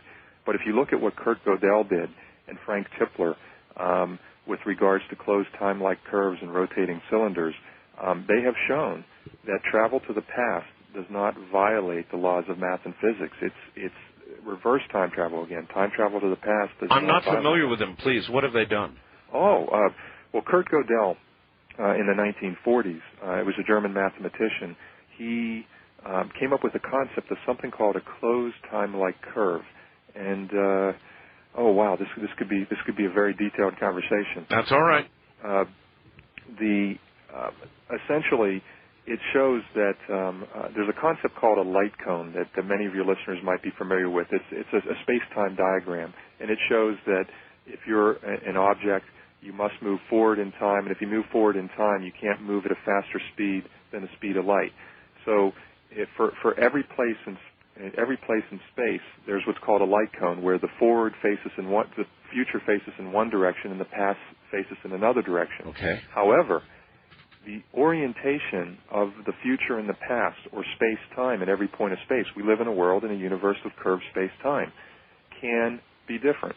So what Kurt Gödel showed, and he was the first person to present it, was that if you're in a curved space, when curved space could be created by heavy gravity, that light cone, if you followed a sequence of light cones that each pointed in a different direction, eventually they could loop back on yourself. Heavy gravity as in really heavy gravity? Very, as in heavy gravity. Black hole, edge of black hole type gravity, right? Not quite that magnitude, no? But very close, yes.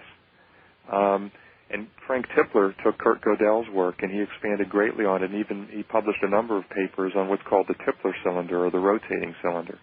And it talks about a hypothetical cylinder large, infinitely long cylinder you could build in space, heavy enough mass, you rotate it, you could actually fly a ship along a specific path and go back into the past.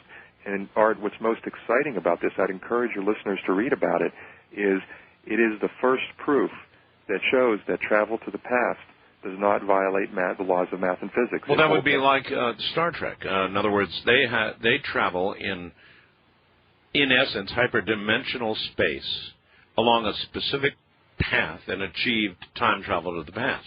Yeah, I think in some ways, like, for instance, in some of those movies where they did the slingshot around the sun, using the heavy gravity of the sun, that's where they were trying to capture, some of the science behind it. Well, we've done those kind of slingshot things with some of our satellites to attain speeds to get outside. Around Jupiter, there's plenty of gravity there, for example. Certainly. I think we've been slingshotting things that way for some time. Oh, so we see from satellites, Art, we see time dilation every day. When we have satellites that are on the opposite side of the sun from Earth, we can actually measure the time dilation due to gravity. We see the delays in the signals coming from the satellite due to the gravity of the sun. These are all, again, it's all science fact. Doppler effect.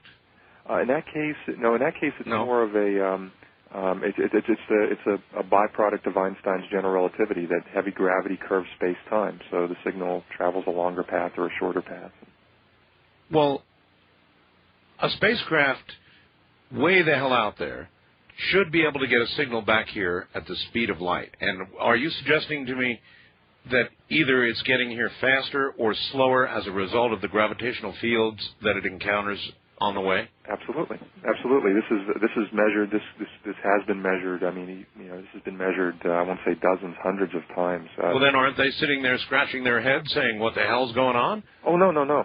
Actually, in this case, when you talk about the effect of general relativity on a small scale, dilating a signal so it comes back 2 seconds or a couple hundred milliseconds later than it should because it's passing nearby the sun. Right.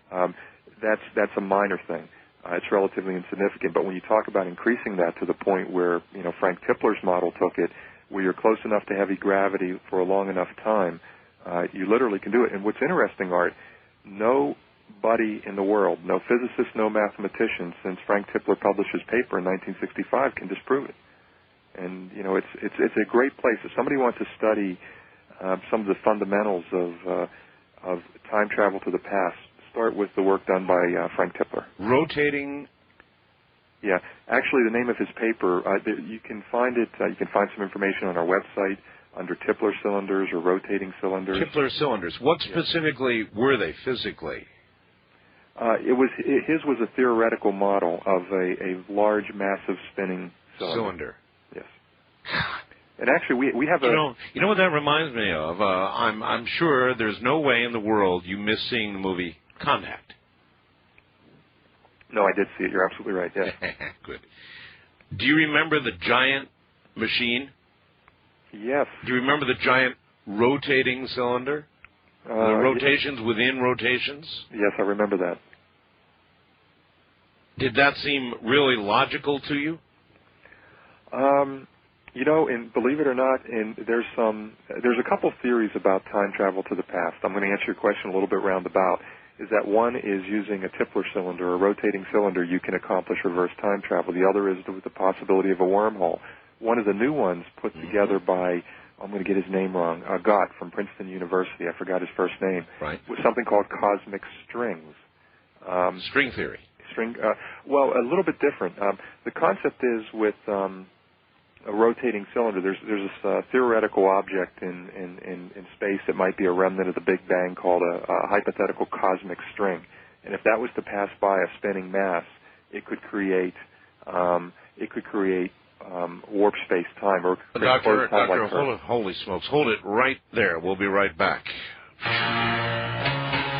Oh my goodness! My guest, Dr. David Anderson. I'm Art Bell.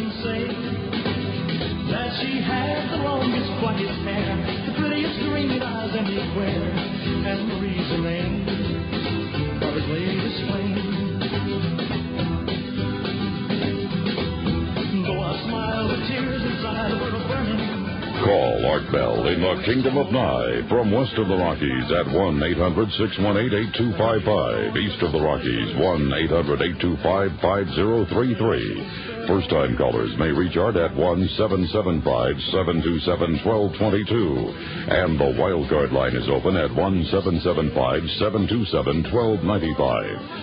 To reach Art on the toll-free international line, call your AT&T operator and have them dial 800-893-0903. This is Coast to Coast AM with Art Bell from the Kingdom of Nye. Very good friend of mine, just back from an overseas trip, sends the following. Art, the subject tonight contains within it the ultimate enigma. And I am reminded of this observation. Time is God's way of keeping everything from happening all at once. Now, if we can just find a way to counter this entropy thing, your guest's exciting work may provide an incredible step in this direction. Dr. David Anderson will be right back.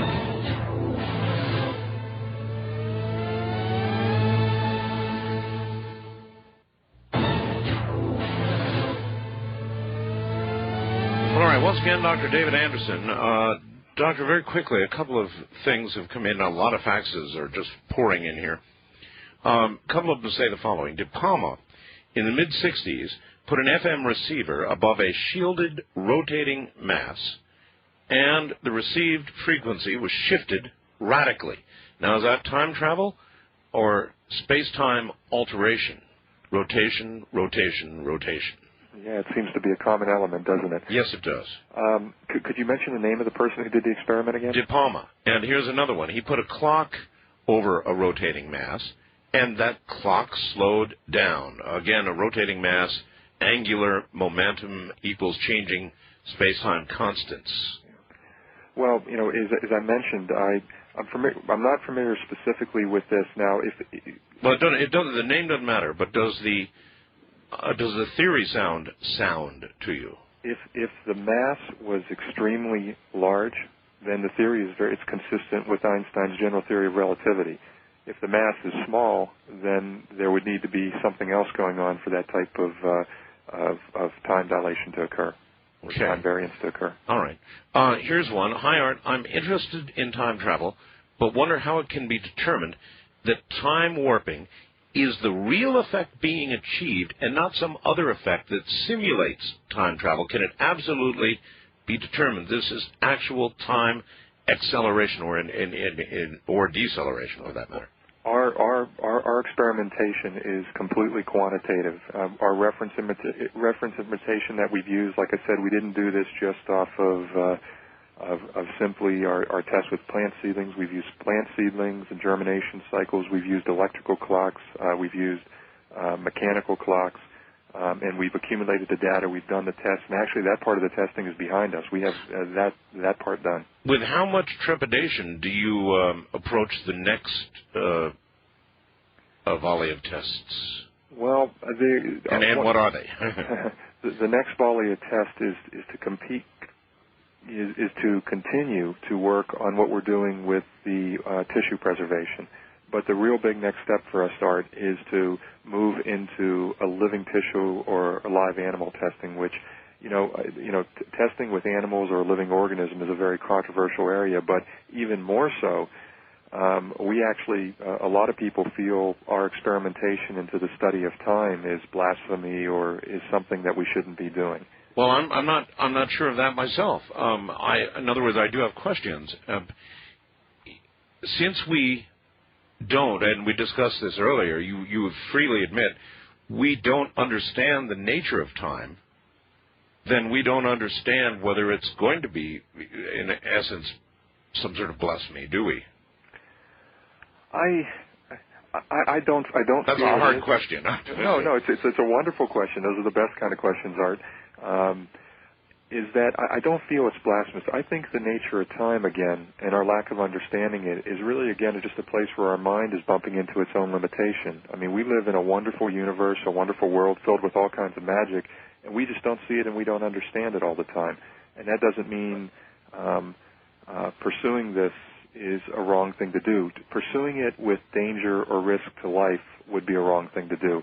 But pursuing time control technology and all the benefits that it's already showing us, and that, again, we hope to have this in everyday application within the next 5 to 10 years. So you really see nothing but good morality and ethics involved? Yeah, our biggest concern sometimes is could this technology be perverted or used for bad purposes? Well, here's another fact, sir. Great show. Please ask Dr. Anderson if his funding is by the government, and at what point during his time research and development would the government come in, take control of his work in the name of national security. Now, before you say won't happen, remember when Tesla died, our government, in fact, rushed in, grabbed everything he had, including all the files and everything in his lab, and took it. And we still, to this very day, have not seen it. I don't know. As you know, I'm a patriot. I've spent a number of years as a scientist and engineer in the Air Force. Right. I'm very loyal to this country. I also keep one eye open. I don't know the answer to that. The government's interest in my work right now appears to be sincere and more of just a monitoring of the technology. I can't anticipate that. I'm not a naive person, but I'd like to think that that won't become an issue as long as we control the technology and the security well enough ourselves. Oh, I don't know. There would be obvious military application, or they'd sure think of one. Yeah. Eventually, yes, Art. I believe you're right. In another 5 to 10, I mean, right now, the everyday applications we're going to see first are harmless and totally beneficial in the area of medical and scientific testing. Could this technology, as it continues to advance, be perverted into something destructive or not for a good purpose? The answer is probably yes, but I'm not concerned about it right now because we're not at that point. Well, I guess early on in the development of atomic energy, the primary goal was one of creating a bomb. You know, we weren't thinking of radiation for cancer cures, blunderbuss method as that may be. We were thinking about making a bomb to end a war. Yes. So you're not operating under that same kind of mandate and stress? Not today, I'm not, no. And again, we monitor carefully. We obviously have a lot of security precautions in place. We protect our work. And again, even if somebody had access to all of our technology today, they would find it mostly, all the testing we've done, really, the technology today couldn't be used for anything. Is your research facility, nevertheless, highly secure? It's, I can see it on nationwide radio. I'm going to say it's not secure. We're always looking for ways to improve it. We have a lot of precautions with regards to our facility, more importantly, our information and our systems. There's always ways to improve it, and you know what? We're always having attempted compromises. The last one was probably last week. So, compromises? You mean people trying to get your information?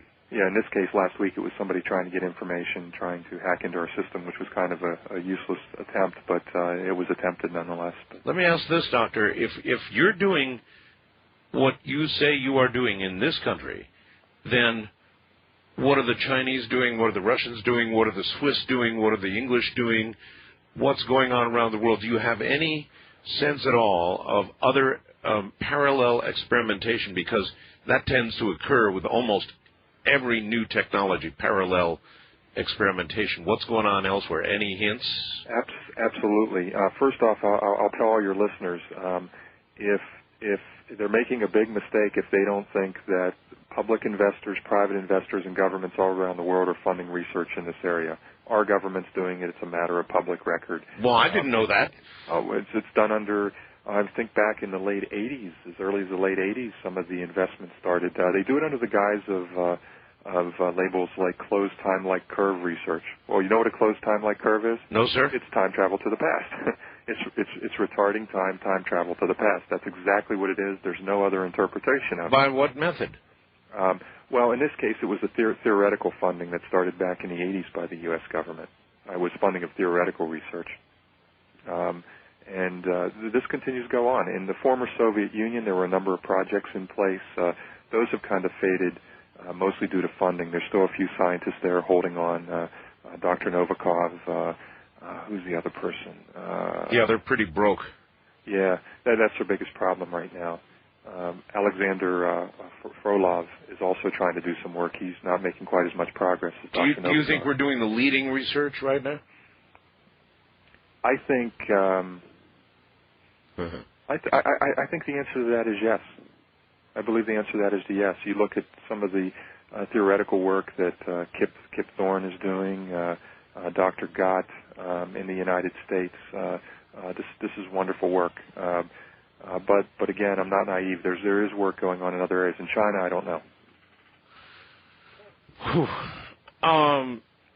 You do understand that what you're saying to a lot tonight to many people out there, including me, by the way, is a complete blowaway.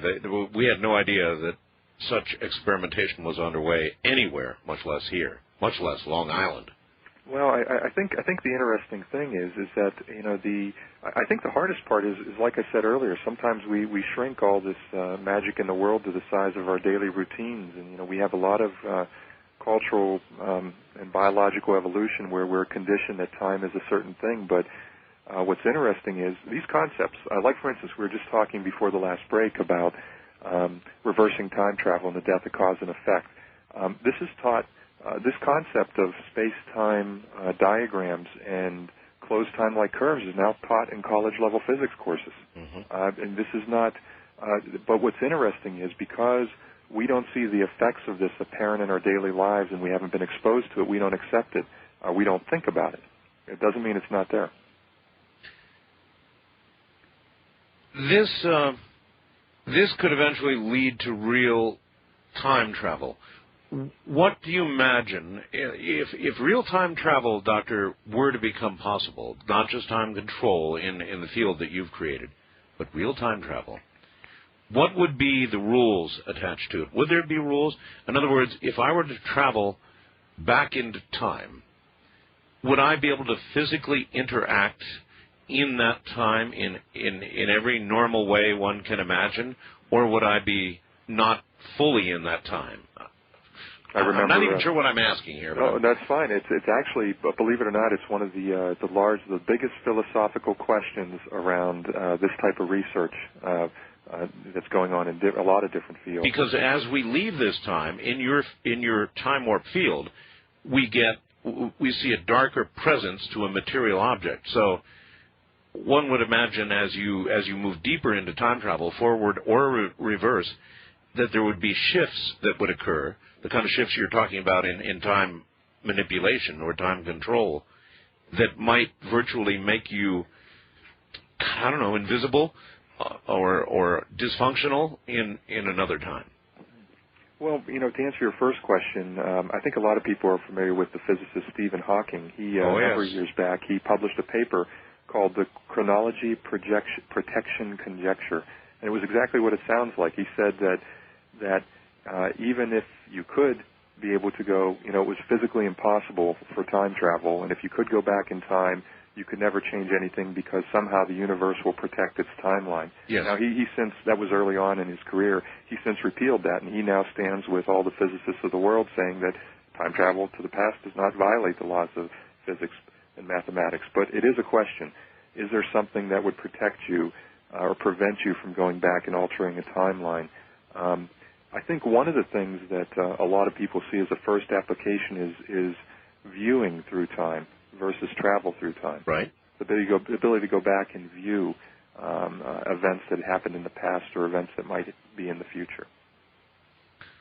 And that's one way that some... Yeah, I can imagine that certainly would come before a physical transference. And a lot of people bring that up, Art, because that's their way of addressing the issue that, if it's the issue of the butterfly's wing. What happens if you went back to the days of the dinosaur and you stepped on a butterfly? Well, that butterfly didn't flap its wings the next minute and create a breeze. They created a storm, and the whole history of the Earth was, That's right, was destroyed. Yes. And by only having viewing capability, you can never interact, and therefore that seems very radical to me. I would think that Occam's razor would suggest that such a small occurrence would not have such a large effect. Yes. Wouldn't it? More quickly, in other words, that it would be sort of like a ripple that would dissipate and the current would continue as before? It's possible. It's possible. I don't know the answer, but I've looked at it from both sides, and I go around in circles every time I get into the discussion. So it's a good point you're raising, though. Well, when you activate this time warp field, and you're sitting there staring at an object getting darker, moving forward or reverse in time. No, wait a minute. You said darker only in one direction. Which was it? Yeah. The object. It's when we accelerate the time rate inside the field, so the time rate is moving faster than outside of the field. We actually see a darkening of the object, but that's an optical effect. It's an optical effect of the change in the colors or the frequencies. As a matter of fact, it's very similar for your listeners. It's very similar to a radar gun that a policeman would use. He fires off a frequency, say it's 100 megahertz, hits your car, and when it comes back, it's 100 megahertz plus the speed of your car. That's right. And it's a Doppling. It's a Doppling effect. He's seeing a higher frequency, and he knows the difference. And that's exactly what happens. Colors are frequencies. That machine measures the difference and reads out 70 miles an hour, 80 miles an hour, yes, whatever. Yeah, so that's exactly what we're seeing. The Doppling effect in our boundary layer is really just, increasing or decreasing the frequencies of the colors of the object. Yeah, I know. But when you're sitting there looking at that object, changing in that manner, you are sitting there watching time warp. I mean, what kind of experience psychologically is that? I suppose by now you're used to it, but the first time you saw something like that happen in your experimentation, you must have just been in awe. I still am, Art. I still am. We have a very interesting setup. We have a mechanical, it's a mechanical clock that uses metal balls. It's a pure, very simplistic metal clock, but part of the mechanism of the clock are these balls that slide down a tray and then drop through the air into another part of the clock. And what we can actually see as we retard the time rate, reduce the time rate inside the field, you can see the balls falling slower. The impression, the effect on people who have seen it, and it's still on myself, is amazing. It's hard to walk down the street and look at the world other than just this amazing place and world of dynamic web of energy and a place where space and time are things that we just are wonderful. Anyway, I'm going off. Would such travel into the past for a biological entity, were it possible, make that? Would the entity arrive in another time, still aging at the same linear rate, with time moving at the same linear rate, or would that biological organism arrive in the past and be younger? Well, first off, biologically speaking, like say for instance, as we retard time, or you look at the case of rotating cylinders or Tipler cylinders, in that case, the biological entity would be sent back into time, and they would remain at the same age, and they would age at a normal rate. The question becomes, if you send somebody back in time, you can send their biological. What about their spirituality? This is a question that gets asked me, and maybe your listeners have some answers because I don't. To send somebody back in time, what does that do to the spiritual aspects of one's mind and person and soul? We don't know the answer to that. I sure don't either. I have no idea. I think that it would. It might challenge some closely held beliefs, mightn't it? Yeah, it certainly does. What's interesting is this challenging of some of these closely held beliefs began as early as the 1960s.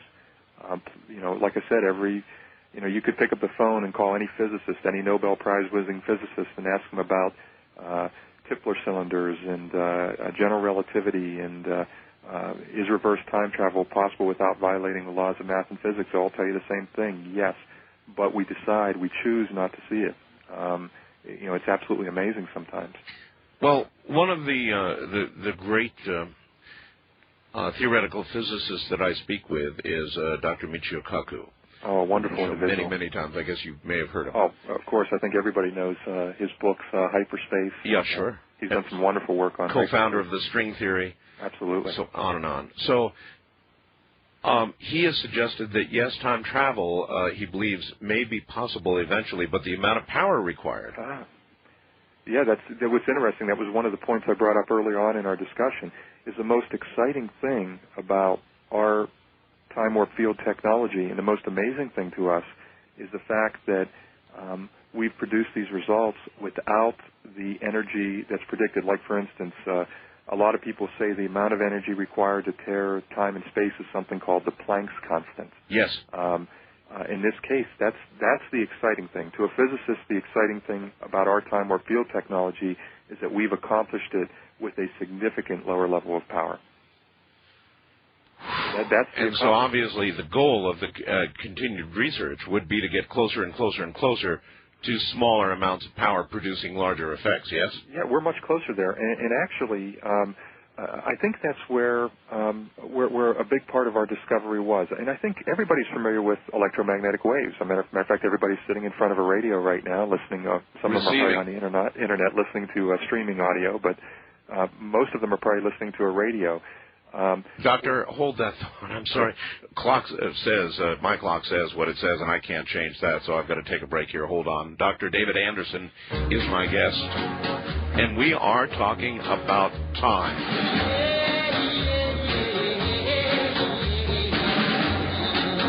Don't touch that dial.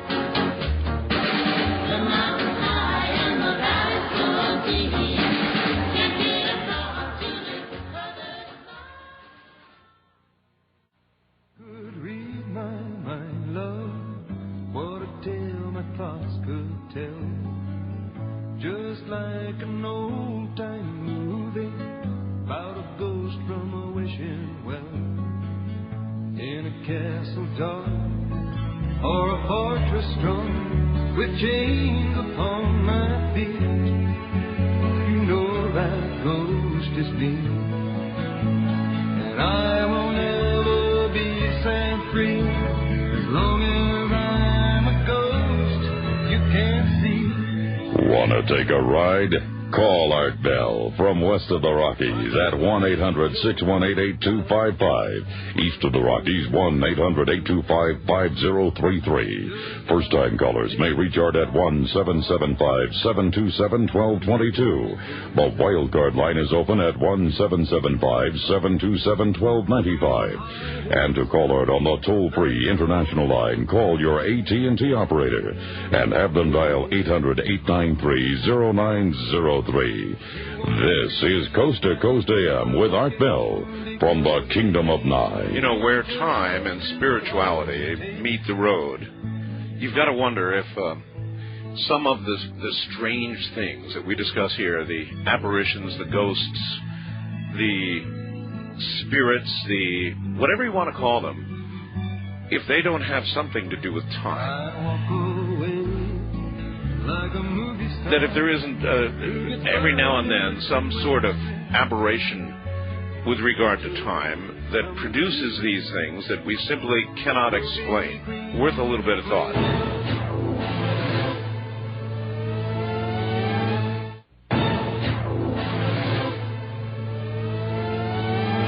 God, this is fascinating.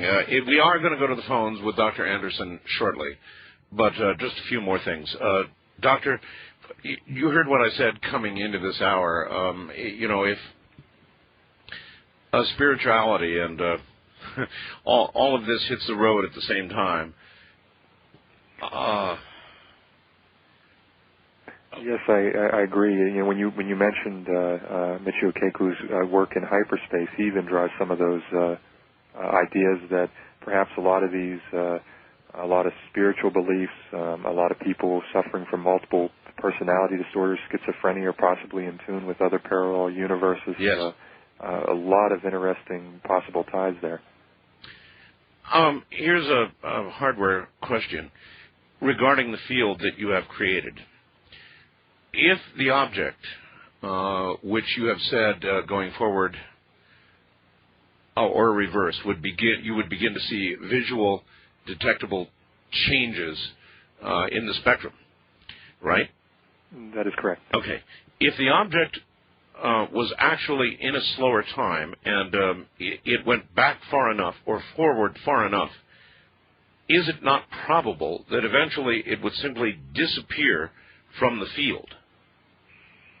I don't think so. I don't think so, because what we're seeing again is an optical phenomenon. It just means that it's again similar to the radar gun used by a policeman. Yes, that we're seeing an increase of the frequency when we, at the end of, say, we've had that object in the field and we've accelerated it at 300%, say for 2 or 3 hours. When we tune the field, when we modulate the field back down and remove the object is still the same color. It's still the same. There's no different in the material structure of the object or makeup. But you've changed something in time. In other words, certainly that object is now aged either more or less than the other objects around it. But for that to have occurred, it had to actually be in a somewhat physically, it had to be in a different time as well, 2 places at once, or progressively in 2 places at once. I'm not sure of what I'm saying, but I'm closing my eyes and I'm imagining the process. No, I understand. Sometimes it all comes back to the nature of time, which we... Exactly. Yeah. Exactly. But if it were to disappear ultimately, then you've got the time travel machine kind of time travel. That is correct. We have not seen any effect like that. I mean, we've been doing live experiments now for almost 3.5 years, and we haven't seen any phenomena of an object disappearing. What would you conclude if you did? If I did? In other words, if at some advanced point with a smaller amount of power and a larger effect, an object disappeared, what would you conclude? What would you imagine had occurred to that object? Oh, wow. We've given this some thought because, as I mentioned before, we have many questions. Sometimes in some areas we have more questions than answers. And matter of fact, you brought this up. One of the other areas that we have, where we have a big question, is we seem to be receiving power inside the time warp field that is not coming from us. That cannot be accounted for. Cannot be accounted for. When I say that, we know from our time warp field theory model and the basic models and laws of physics how much energy should be required to maintain our field. When we induce a field and create it, we pull the power back on the laser array to maintain it. However, the amount of energy we're inducing is not enough to maintain the field. Achieve the effect. Where's the energy coming from? We know it's there. We have sensor arrays. We can see what energy is active. Is it coming from... I'm being hypothetical now. Is it coming from a parallel universe? Is it coming from hyperspace? Is it coming from maybe an effect of quantum gravitation that we don't understand? This 0-point stuff that people talk about. Yes, exactly. And we actually have a project called Project Prime Zero that's dedicated totally to trying to understand what we're seeing here. And that energy loss is one of our biggest unknowns right now today. So then, it's not a loss of energy; it's an unknown source of energy. So then, if an object disappeared, you'd be sitting there not knowing whether it really had simply physically moved to another time or had essentially been dissembled, its molecules scattered to the wind. Yeah, it's interesting. I realize I didn't answer your question. That's why I brought it up again. The answer is, I think more and more, I'm believing, I think I would give a lot of credibility to the idea of it moving into another universe. If I saw this, and again, hypothetically, I have not seen this yet. We have not seen this. As opposed to another time, another universe, rather than another time, parallel universe. Yes, because I believe time is really just more of an artificial creation. I think this notion of past, present, and future is, I think we'll find out. It'll become very self-evident that our understanding of what we label time isn't a very good understanding. You know what's interesting? For your listeners who like to do a little bit of research, and you mentioned this issue about what about all these other phenomena we see, whether it be things in spirituality or multiple personality disorders or schizophrenia. Well, or even stranger things, Doctor, like an apparition or a ghost or teleportation.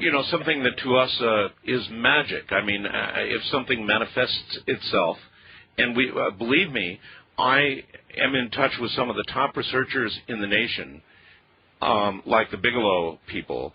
I'm sure you've heard of them, and they've got a ranch, and they've done some really incredibly tight scientific work documenting things that are just simply, absolutely, totally can't be. They're anomalous, and yet they've got documentation of them. Yes. Now, mightn't some of these weird things have answers when your work matures?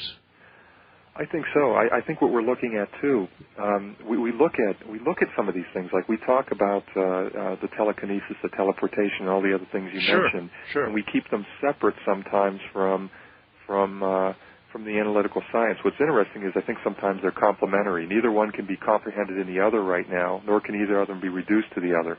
But kind of both of them are necessary, both of them are true, and both of them have a foundation.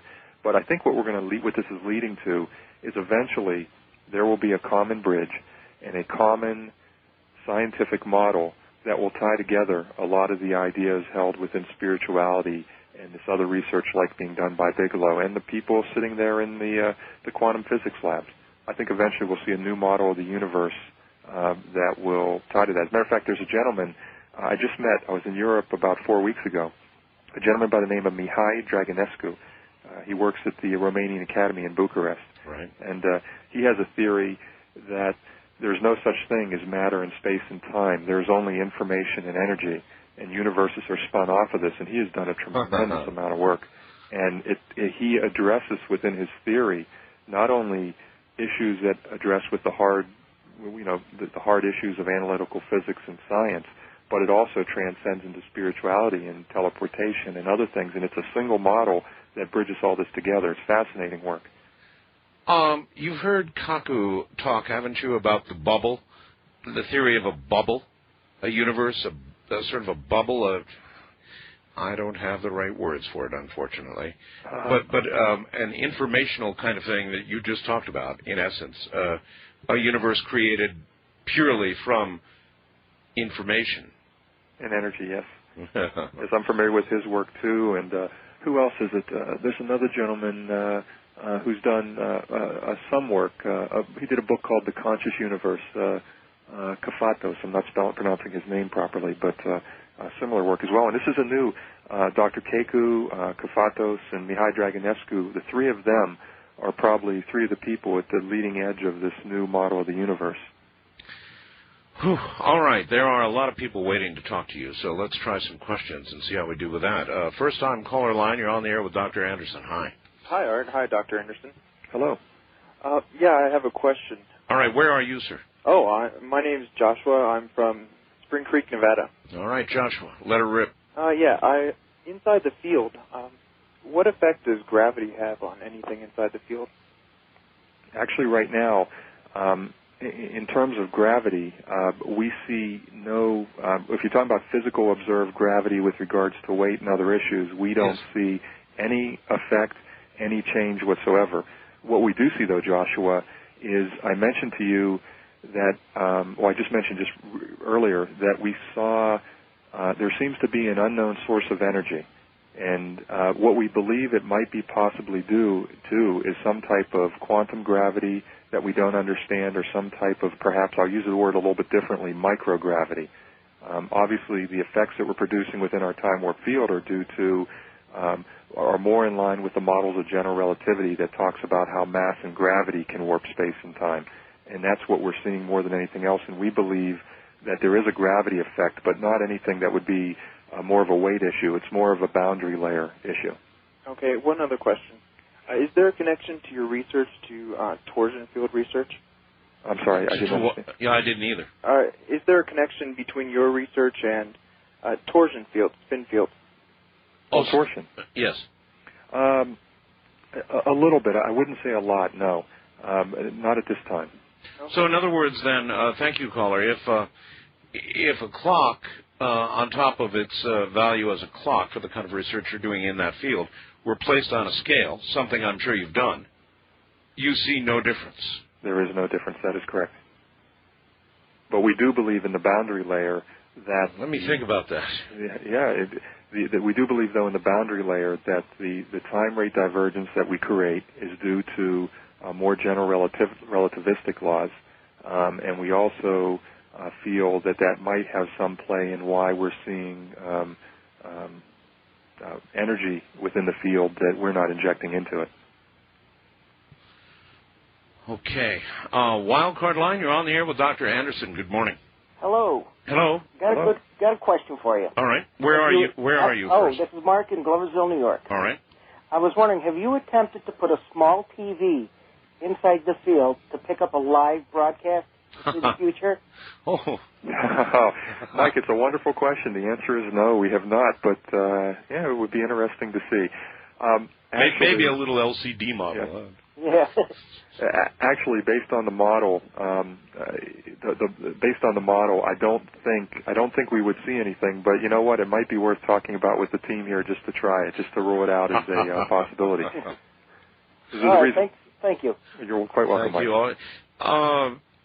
He's got an awfully good point in a way. Theoretically, if the object is moving into the future or moving into the past, its ability to be picking up what's broadcast live should be to some degree compromised, shouldn't it?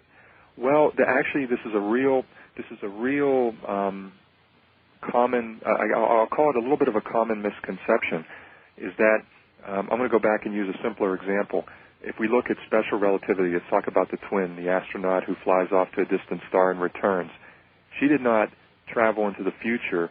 She experienced a accelerated time rate, or a decelerated time rate, I should say, with regards to the person left behind. Mm-hmm. With that said, is that, those types of things, like some people have said, when you slow down time, wouldn't that, another common misconception is that astronaut who's traveling to the distant star, her time rate slows so much, wouldn't that mean that her temperature would slow down and her the temperature would go to absolute zero and she would die? Or the answer is no. I mean, the laws of special relativity and general relativity really wouldn't allow that. But like I said, Mike brings up such a wonderful point. It might be worth a try just to know it is or isn't. Well, you would be obviously creating such a large field that electromagnetic reception would be compromised anyway, so I don't know if you'd get a good experiment. Yeah, we would see Doppling of the electromagnetics coming in and out. But it is very, very interesting. In fact, there's probably ways we could take that. Maybe Mike has given us the idea for another new project to put on the board in some way, shape, or form. You guys on Long Island. East of the Rockies, you're on the air with Dr. Anderson. Hi. Hello. Hello. Yes, you're on the air. This is Scott from Austin, Texas. Yes, sir. Hello, Scott. This is my first contact with Art. Well, hi there. And I got everything broken down real simple, can be either expressed in space, atoms, or opinions. That's for you, Art. And I got a question for the doctor. Yes. In the EMR radiation spectrum, you got ionizing radiation, which is X-rays, UVs, visual, and non-ionizing radiation, which is radio, microwave, VDTs. And even in the non-ionizing frequency. ELF is 100 hertz frequency down to 10, which will attack and rupture the organic molecules in the human cells. Mm-hmm. I'm just curious, what frequency are you testing in? All right, that's a really good question. Hold the answer, Doctor. In fact, you stay on the line, caller. We've got a break here, but that's a really, really good question. In what frequency range? Now, that may be proprietary. I don't know. We'll find out. But it's a really good question. I know in the case of the Philadelphia experiment, I know what the range was there. So we'll find out here in a moment. I'm Art Bell.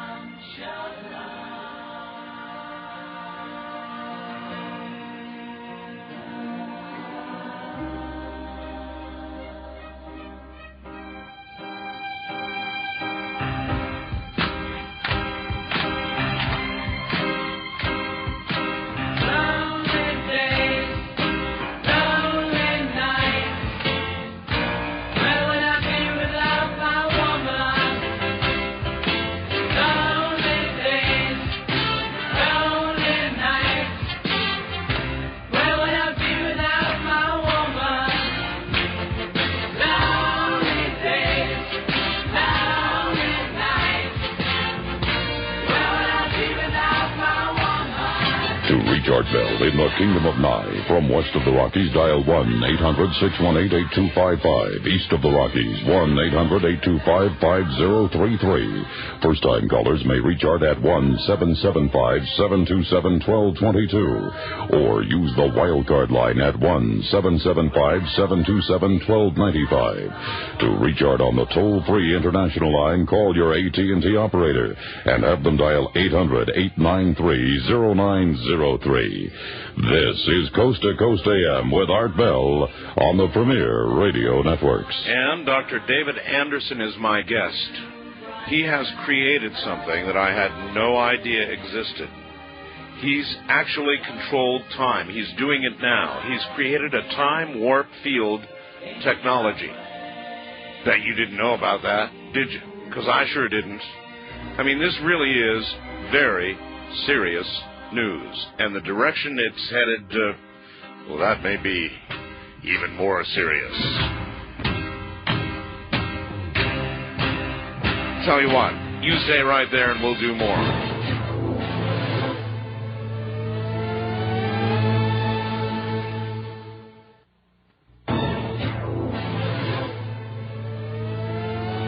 All right, this is really something. Back now to Dr. David Anderson and our caller. And caller, if you would rephrase your question quickly.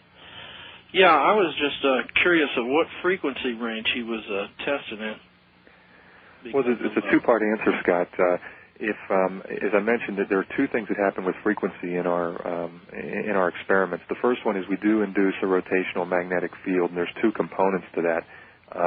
The frequency that we use. One of them is just over the 10-meter band, just over the TV band. The other one falls right at about 405 megahertz, which is probably going to fall very close to probably, I don't know, where was the Philadelphia experiment at? Don't tell me it was 405. Actually, it was 100 and something, 130 or 40 megahertz, I believe, and then later 400 megahertz. Yeah. What's interesting, as I mentioned before, though, Scott, is that the frequency that we use, or just the fact that we're inducing the rotational electromagnetic field, is important for stability, but it's not a key fundamental thing. The other place where frequency plays a role, as I mentioned, was in the Doppling effect. On whatever we place inside the field and what's outside the field, how it, when it passes through the boundary layer, how it gets Dopplered up or down. Did I answer your question, Scott? Yeah, well, theoretically, would time travel be able to let you get 8 hours of sleep in 4 hours? I think that's my personally that's my number one goal. I want to figure out how not to sleep. I always think about the notion that by the time I'm 60 years old, I will have slept for 20 years, and I can't afford that much downtime. Fewer slices of death. Yes. Yeah. Exactly. Art, keep us up to date. All right, thank you. All right, I've got one for you. If time travel were possible, I understand this calls for speculation on your part, but I just thought about this. If time travel were possible, and we could go truly into the past, and you did a very safe experiment, and took somebody who had just died, and moved them into the past, would we have in the past a dead body or an animated body? You would have, my personal belief is a dead body. I would say the alternative would be to go back before that person died, then pick them up, and then take them into the past to give them more time. But not with. I think what all the relativistic effects that have ever been tested since the 1960s all show that that type of effect wouldn't happen. A dead body taken back would be dead. But if you went back before the death, picked up that person, and took them back, then you would have obviously give them perhaps more time, depending on why they died. Or moving toward one of your hoped-for applications, you might move back in time and find the person had a weakened artery wall that was about to kill them, and or did kill them in a certain time, and move back and after the autopsy, go back and medically repair that before the horrible accident. A lot of interesting possibilities. Absolutely right. West of the Rockies, you're on the air with Dr. David Anderson. Hello. Hello, Senator Bell and Dr. Anderson. Hello. I called to comment about the relationship of space to time, but may I say one thing before that? I was so happy to hear Dr. Anderson talk about the fact that he thought we exist in a sort of a false reality, because that is exactly what the Ascended Masters teach. They are the higher spiritual beings. They say we do live in a false reality, and they say in reality there really is no space or time. But with that said, speaking of space and time, a long time ago, many years ago, it occurred to me that space has some kind of a relationship to time. And it seems that I've proved it to myself over the years. If I live in very close, very small quarters with a lot of things around me, especially if they're not kept in a good order, etc., I find I'm very, very limited in my time. Then when I have more space and larger quarters, and if I don't have so many material things around me, I seem to have very, very much more time. And I think that probably affects everybody that way, and they haven't realized it. Is there that relationship, Doctor? I don't know. This is probably something I'm not qualified to comment on. When I speak of space and time, I'm looking at it more. I probably have to apologize to your caller, because I think I've spent too much time in the world of pure analytical science. But I don't discount what she's saying. Yes, well, I'm certainly enjoying your program very much. All right. Thank you very much for the call. I think I understand what she's saying, but I understand also why you would not have an answer for that. But it's interesting. Hi there. First-time caller line. You're on the air with Dr. David Anderson. Hi, Art. This is Jason in Olympia, Washington. Jason, you're going to have to yell at us a little. You're not too loud. Okay. Hi, Art.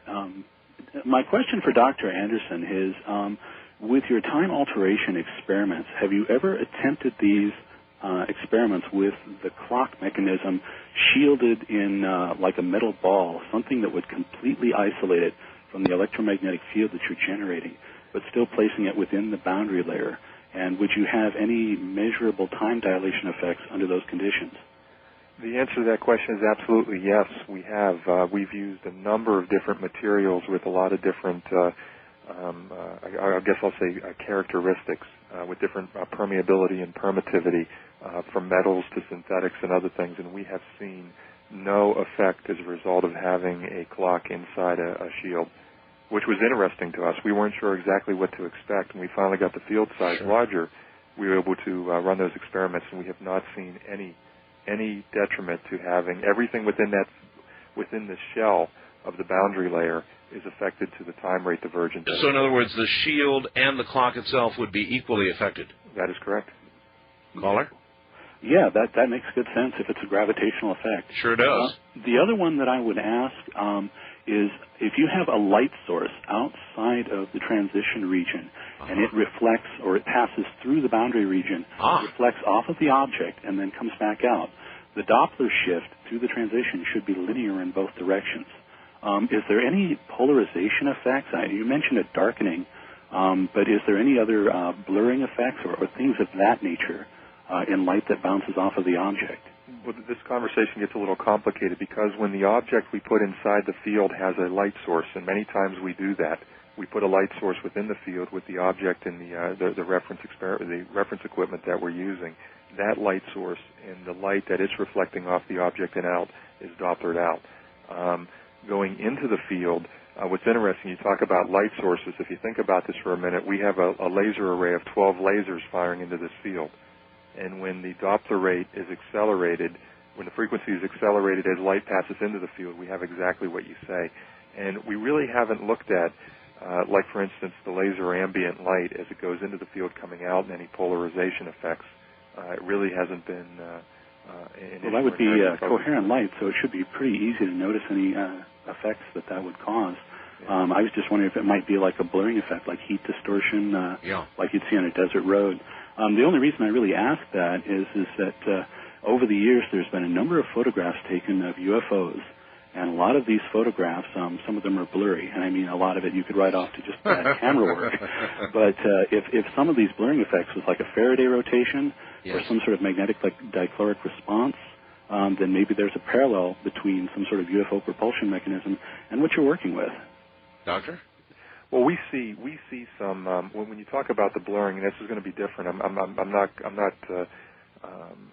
necessarily saying what you're saying supports what we're seeing here, but the boundary layer is not. I mean, it's not a purely linear and stable at every range where we experiment and test. When we have a light source inside the field and we're looking at an object, there is some blurring, but I don't think it would be similar to the same effect that you're bringing up. So are you then constantly striving to stabilize the field? The field is very stable from accelerating to 300% and slowing down time rates down to about 15. But here's the issue. What we really want to do is, and we've done it, we've gone down to a zero time rate and tried to approach a negative time rate within inside the field. Right. And as we do that, though, as we get to 10% of the reference time rate, which again is the rate at which time passes outside of the field, we have an instability where the boundary layer starts not collapsing, but it enlarges or shrinks to the core of the field. And that's a problem. If we ever want to be able to regress disease, we have to solve that problem. All right. Wildcard line, you're on the air with Dr. Anderson. Hello. Yeah, your anomalous power source is probably coming from a different time of your experiment. It could be. It could be. I have absolutely on that unexplained power that we're seeing. We know it's there. Either put it this way, we know a couple things. We either know that again, what we're seeing is when we create a field, the power we're providing isn't enough to keep it open. So we either have equipment that's in error, which we've ruled out, or the laws of physics are wrong, which we don't think they are, or there's a power source coming from within the field, and you're very well right. Maybe it's coming from the power that we're injecting at other times into the field ourselves and not from another universe. Who knows?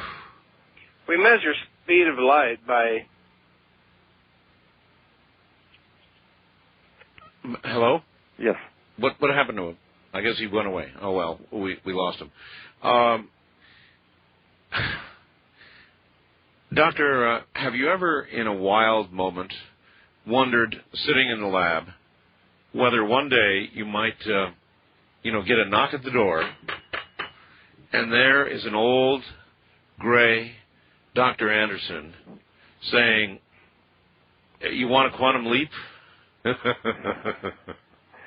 I've wondered. I think one of my personality flaws and personality strengths is I'm a little too focused on my work. I live for my work, probably 12, 16 hours a day. So I understand.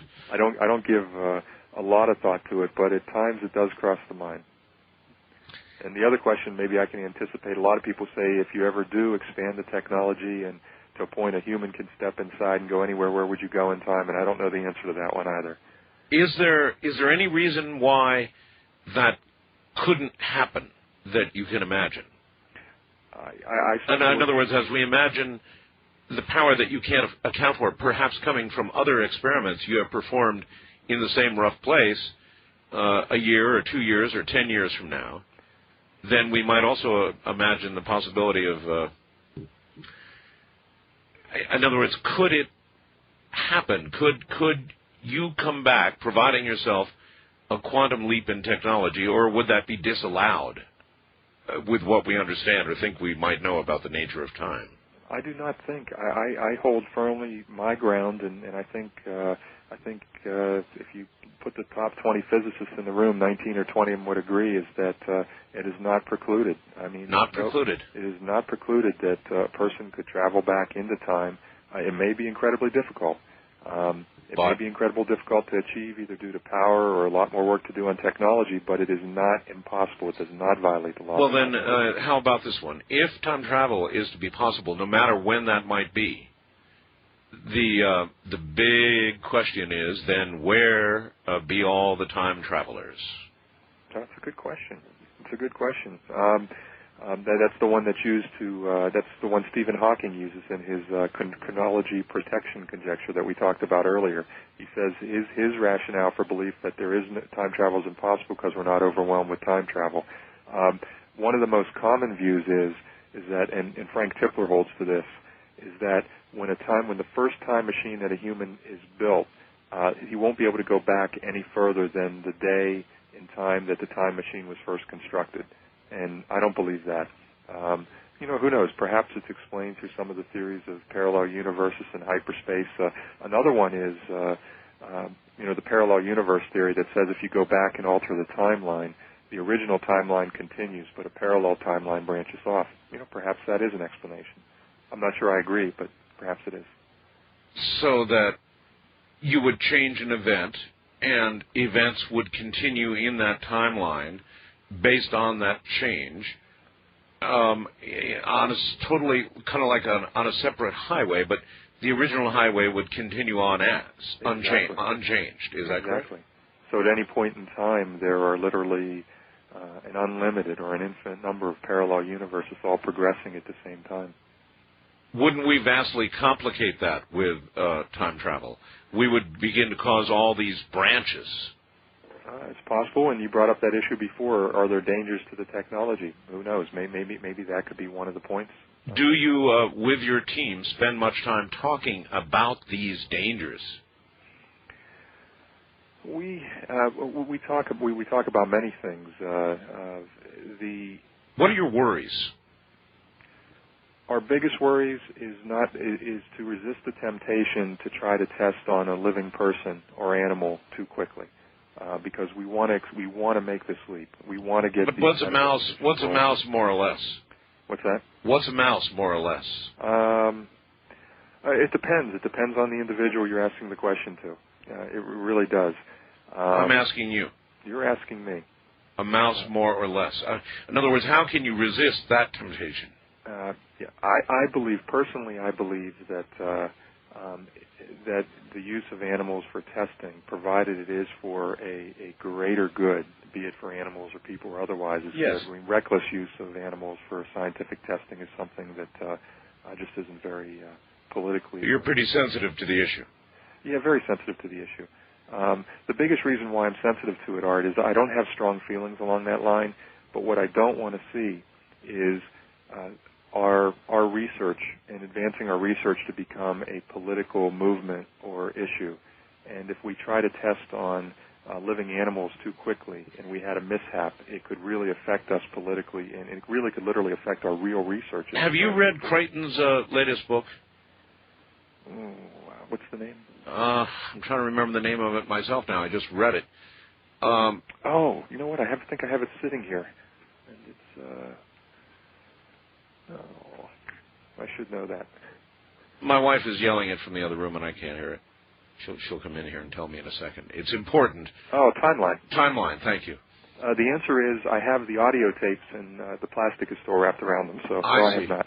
In Timeline, they achieve time travel, but one of the very difficult side effects of it turn out to be something called transcription errors. In other words, some of the people who are incorrectly sent through time and return end up, for example, they do an MRI on the person, and a blood vessel that should be connected in an ongoing stream, as blood vessels are, suddenly is disjointed by a quarter of an inch or an eighth of an inch, and with obvious horrible effects. Transcription errors they talk about. Yeah, I think I'm honestly, and I think the whole team here is really less sensitive to that. Again, in the case of relativity theory and its application, anything that's experiencing a relativistic effect, provided it's not caught in, let's call it, like a boundary layer, you're not going to have that type of problem. I think teleportation, that's always a big issue. I know IBM is working on that. Yeah, and that's a huge issue. As a matter of fact, there's a really interesting article in Scientific American about quantum teleportation this month, and it talks about this as a possible risk. I think the biggest question we have that we can't seem to get our arms around is, and it's not critical to our research right now, but we want an answer, is if we send an object back into time and we slow time rates and we accelerate time rates and we're moving these objects forward, right? And this, when we expand this to include a living animal or person, we don't see a risk of transcription errors, Art, but what we see is an unanswered question, and that question is, if we move a person forward into time or backward into time someday, does their soul go with them? Oh, God. Yeah. And that's a question that is one I'm not even ready to try to answer. I'm with you. Oh, boy, am I with you. Listen, I have one more hour. Can you afford one more hour? I will make it happen, yes. All right. Let's make it happen then, shall we? It's been a too long time with no peace of mind, and I'm ready for the times to get better. Maybe with this technology, we won't have quite the same weight. That occur to anybody out there? I'm Art Bell.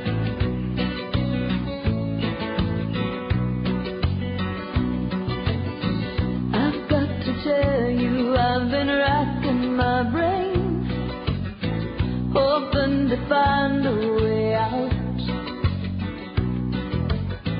I've had enough of this continual rain. Changes are coming, no doubt. It's been all you're trying now. Another year and then you'll be happy. Just one more year and then you'll be happy. But you're crying. You're crying now.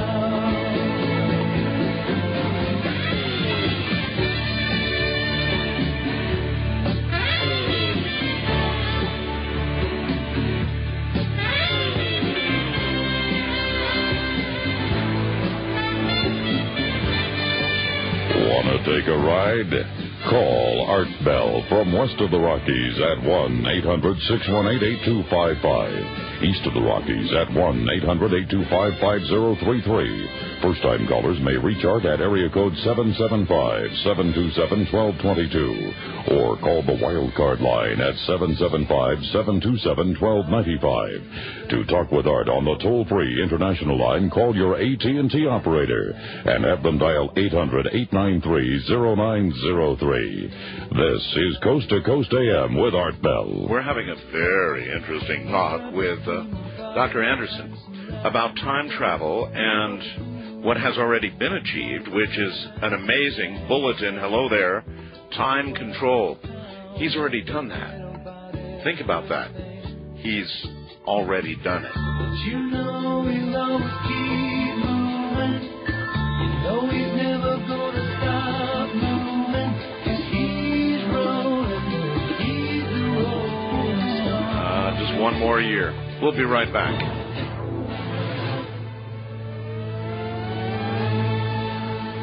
All right, I've got one of those difficult breaks that I've got to get done here, so we'll just kind of take it as it comes, and here it comes.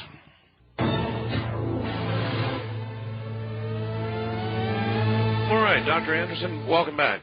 Thank you. You said of something very interesting. You said that if you were to move a biological entity, a person, you might move the physical person, but not the soul.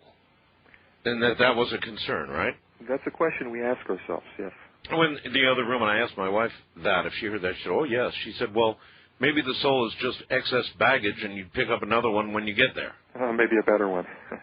I don't know. Maybe souls are automatically installed in bodies wherever they may be, the same or another one. Who knows? Interesting. All right. Anyway, listen. Here's somebody who wants to know how much power reduction to achieve the results you're getting are you achieving compared to the theory of what it should be? In other words, how much percentage-wise, how much power are we talking about here? Can you tell us? Yeah, it's substantial. It's when we do our estimates, the amount of power we're injecting into the field is only, I'm going to say roughly, depending on the specific experiment, but it's roughly about 70%. So it's substantial. Has that remained my God, 70%. Has that remained relatively constant, or has that changed?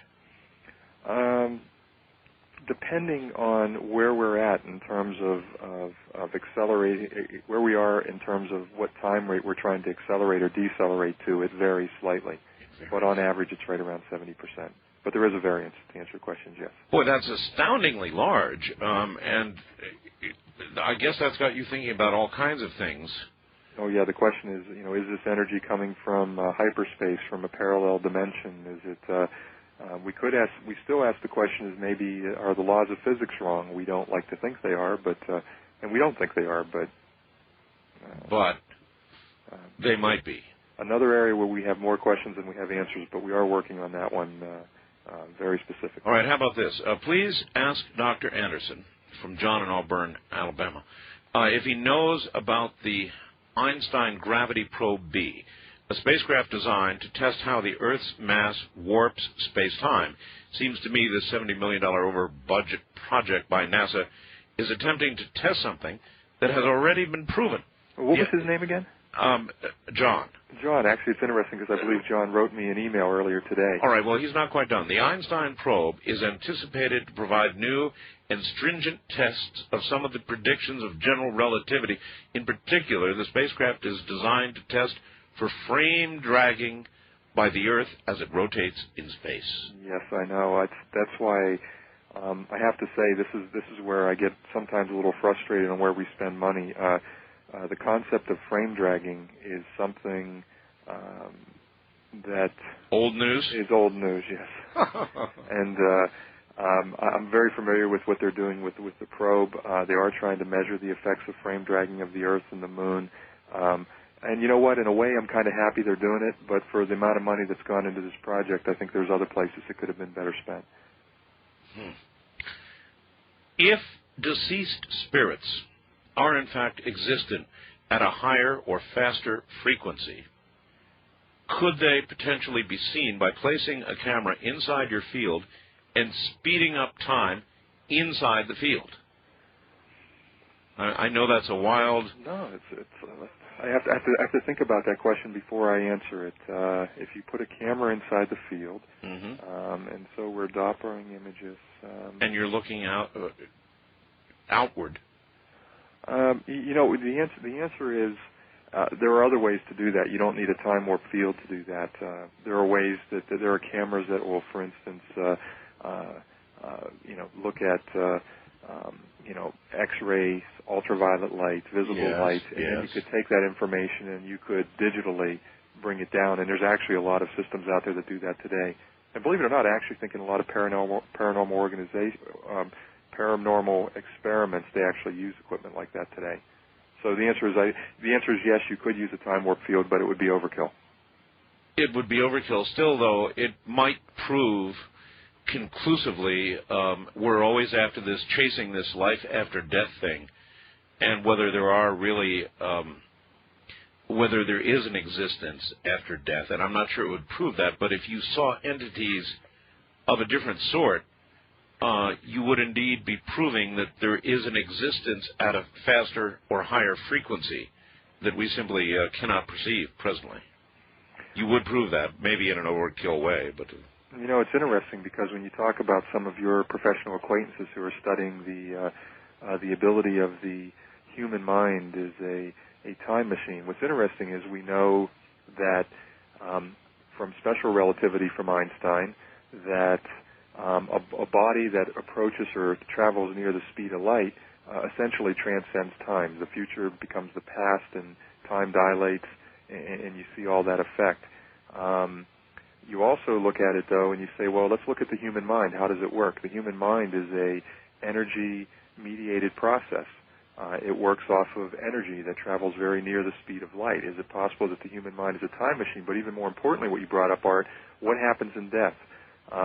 What happens to the energy in the human mind? And the energy is released. Does that energy stay? Does it dematerialize? Or when an object dematerializes and you die, does that mean you move into a plane of different energy? There's a whole bunch of theories out there that we get hit with every now and then and we're not experts on, but interesting. Or different frequency. I mentioned to you Bob Bigelow, and he's got a ranch at a place that I don't talk about. It's I'm sure you've heard about it. And somebody observed using night vision equipment the oddest thing. One of the scientists there actually saw a kind of a hole form defined. It was defined by light, by a circle of light, and saw a creature or a thing or something come through, and then saw that disappear. Well, you know, you asked me the question just before the break about, and I'll tell you, I'm not going to say that this is my view, but there's some very interesting ties. A lot of people ask us the question after our technical presentations, well, where are all the time travelers? That's right. If technology is created, well, so how come nobody hasn't seen any? Well, the answer is, some people say perhaps. What about the tens of millions of people who claim they've seen extraterrestrial visitors? Absolutely. Is it possible that they're time travelers from our future? Absolutely. Certainly is. And it opens up a whole fascinating area of discussion. All right, going back to the phones in a second, but here's another really good one. Stephen says, may have missed it earlier, but what happens to objects that enter or leave the time warp field or pass through the boundary layer while the apparatus is turned on? For example, what would happen if you fired a shot from a gun of some kind into the field? Well, that shot, obviously, the time rate slows down, and you would see the physical effects of that. Again, remember the window that we're working in. We've accelerated time rates in the field to 300%, and we've decelerated it down to about, successfully down to about 13%. And you will see, when you put a material object through the field, you'll see the physical effects of it as if it was, moving faster through time. If you put a living object through the boundary layer, it would be a very bad thing. As a matter of fact, when we start our experiments, we always initiate the field and then put the object in the field before we adjust the time rate divergence, because it's just too dangerous. We were talking earlier about transcription errors. Now, if you were to put a living object through the field, an operational field, is that the horrid result that you might get? Well, it depends on how high we have the time rate divergence tuned. Here's what happens. Say I was to take my hand and I was to place it inside the field. Why it was modulated so there was a time rate divergence. So say that the time was let me think about the time was greatly accelerated in the field. The heat within my hand would be Dopplered up to higher heat, higher energy, which would essentially, depending on where we were, either have a mild effect or have the effect of destroying the living tissue in my hand. That's going to be a problem for a while. Yeah. Well, what's interesting is we can put objects in the field. We just don't pass them through the boundary layer once the time rate divergence is set up. Gotcha. East of the Rockies, you're on the air with Dr. Anderson. Hello. Yes, good morning. I had several quick questions here. You talked about your experiment using lasers, a gas, and a rotating electromagnetic field. Those are basically three things. Is that right? That is correct. Well, can you explain on a very simple model level, like take a single atom? What do those three things do to the protons, neutrons, and electrons to like a single atom? Does the effect happen totally outside of the atom, like the space around the atom, like maybe the zero-point field or some other field of energy, a sea of energy around us? I think it's the latter. I think it's the same example, and I always fall back to it because it's an easier example, the twin paradox. That twin traveling in a high-speed spaceship is experiencing a relativistic effect within the object that is traveling at that high speed. And it's the same within our time warp field. Anything within that boundary layer is seeing a relativistic effect. Can you and it's more of a relativistic effect than a quantum effect. Mm-hmm. Can you explain what the three components do to the space? I mean, theoretically around or inside the field. What do the lasers and the gas and the rotating electromagnetic field actually do theoretically to the space around or to the sea of energy around the object? Well, I can do it briefly. This could be very, very technical, but the gaseous reagent is used in conjunction with the lasers to create the amount of energy that we need to induce the field. We learned very quickly that using a rotational magnetic field, it kept it a little more stable and predictable. So once we initiate the field, that's the operation between the two. The gaseous reagent is injected through what we call our injector sensor arrays. It's injected once the field is initiated. The injectors don't fire after that. It's just really the lasers that are used to maintain and modulate the field, but the power on the lasers comes down significantly after it started. So it's really moving. What you started, but it continues, and you're simply modulating it with the lasers, or sustaining it to some degree with the lasers, but not the majority of the power. That is correct, yes.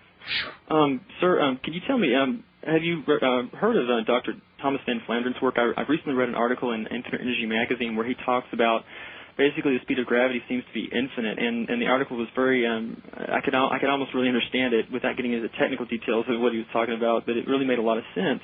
And how the gravity might be connected with this, and Townsend T. Brown and his work with capacitors. Is there anything to do with capacitance with your experiment? I don't honestly believe there's anything to do with capacitance, and I'm familiar with a lot of the models that you might be referring to. With regards to what Dr. Flanders is doing and saying in gravity tied, I believe that what we're seeing in our boundary layer is a more of a general relativistic effect than anything else, which means it's dealing with gravity.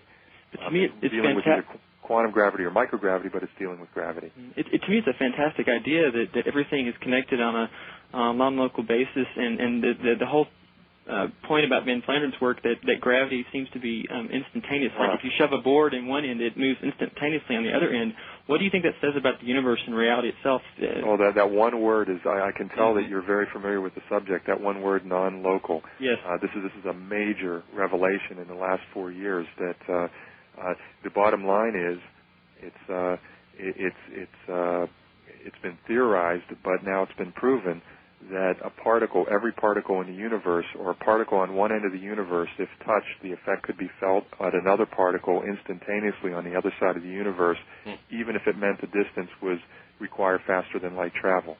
Have you heard about a book titled The Holographic Universe, and how the idea that the universe basically, you can cut a hologram picture into infinite number of little pieces, and each little piece would still have that same image on it, and it basically says that in every point in the universe, you can keep breaking it down. Every little segment of the universe has all the time, all the knowledge that's ever happened and ever will happen in every single space. It's almost like, to me, it's almost like they're grasping at the point where it seems like they're discovering God almost. Because I happen to believe that there is a God, but I think there's a personality behind it, that is force.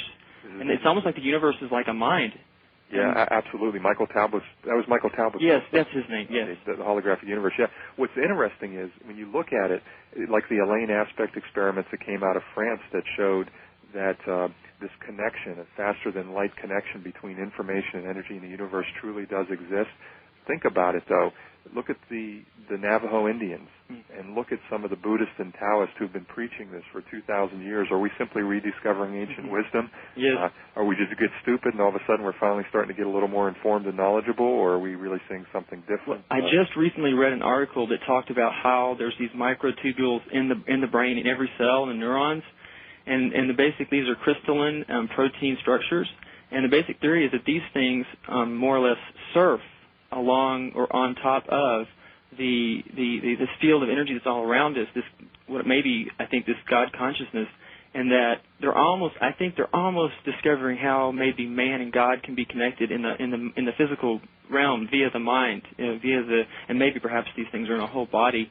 But it's really amazing, some of the things I've been reading lately. Absolutely amazing. And I love Art Bell Show. I hope it continues just like this. and if I could ask you a favor, the last thing you mentioned about the tubular structures, if there's any way you could email me some information. I know a few people here, including myself, who would really love to study that a little bit further. How would you feel about giving out an email address, Doctor? Myself, absolutely. My email address is very simple. It's D as in David, D Anderson, at time-travel.com. Okay, I got that. D. Anderson at time-travel, and that's a middle dash, travel.com. That is correct. Okay, got it. God bless you, Art. I hope you do well. Thank you, and take care. Here's a question that I'm not sure I should answer or ask you because I'm not sure if it's a proper question, but it's from JT in Dallas. Hey, Art, I'm dying to know the answer to this question. If you were to put a transformer or varostat into this machine or field with a constant current going in, and then have the output coming outside of the field, as you speed up or slow down time, would the voltage change? In other words, if you increase time, does the voltage or amperage increase accordingly? And imagine turning a milliwatt into a 110-volt house current instantly. Mind-boggling. Yes, but there's still, the answer is yes, you do, but when you make that circuit, you're making a loop, and the conservation of energy does apply in that specific model. I'm not saying it applies everywhere, but again, if he makes that circuit from a transformer inside the field, running out, looping out, it has to loop back in to close the circuit, and so you see the effect of the Doppling effect leaving the field and coming back in, or vice versa. Okay. Hold it right there, Doctor. We are once again forced, as networks are, to conform to time constraints. Now, maybe we could change that in the future, and boy, that sure would rearrange my brakes, wouldn't it?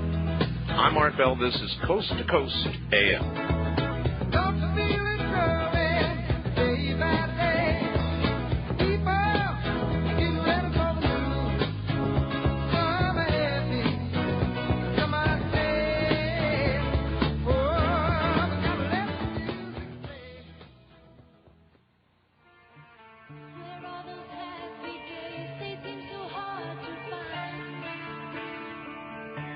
To reach for you, but you have closed your mind.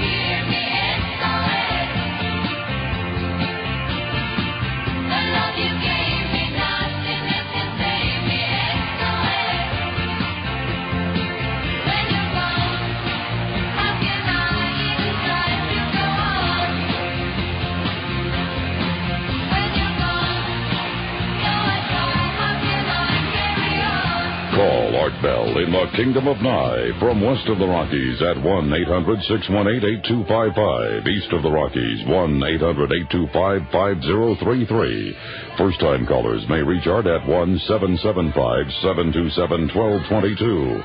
And the wildcard line is open at 1-775-727-1295. To reach Art on the toll-free international line, call your AT&T operator and have them dial 800-893-0903.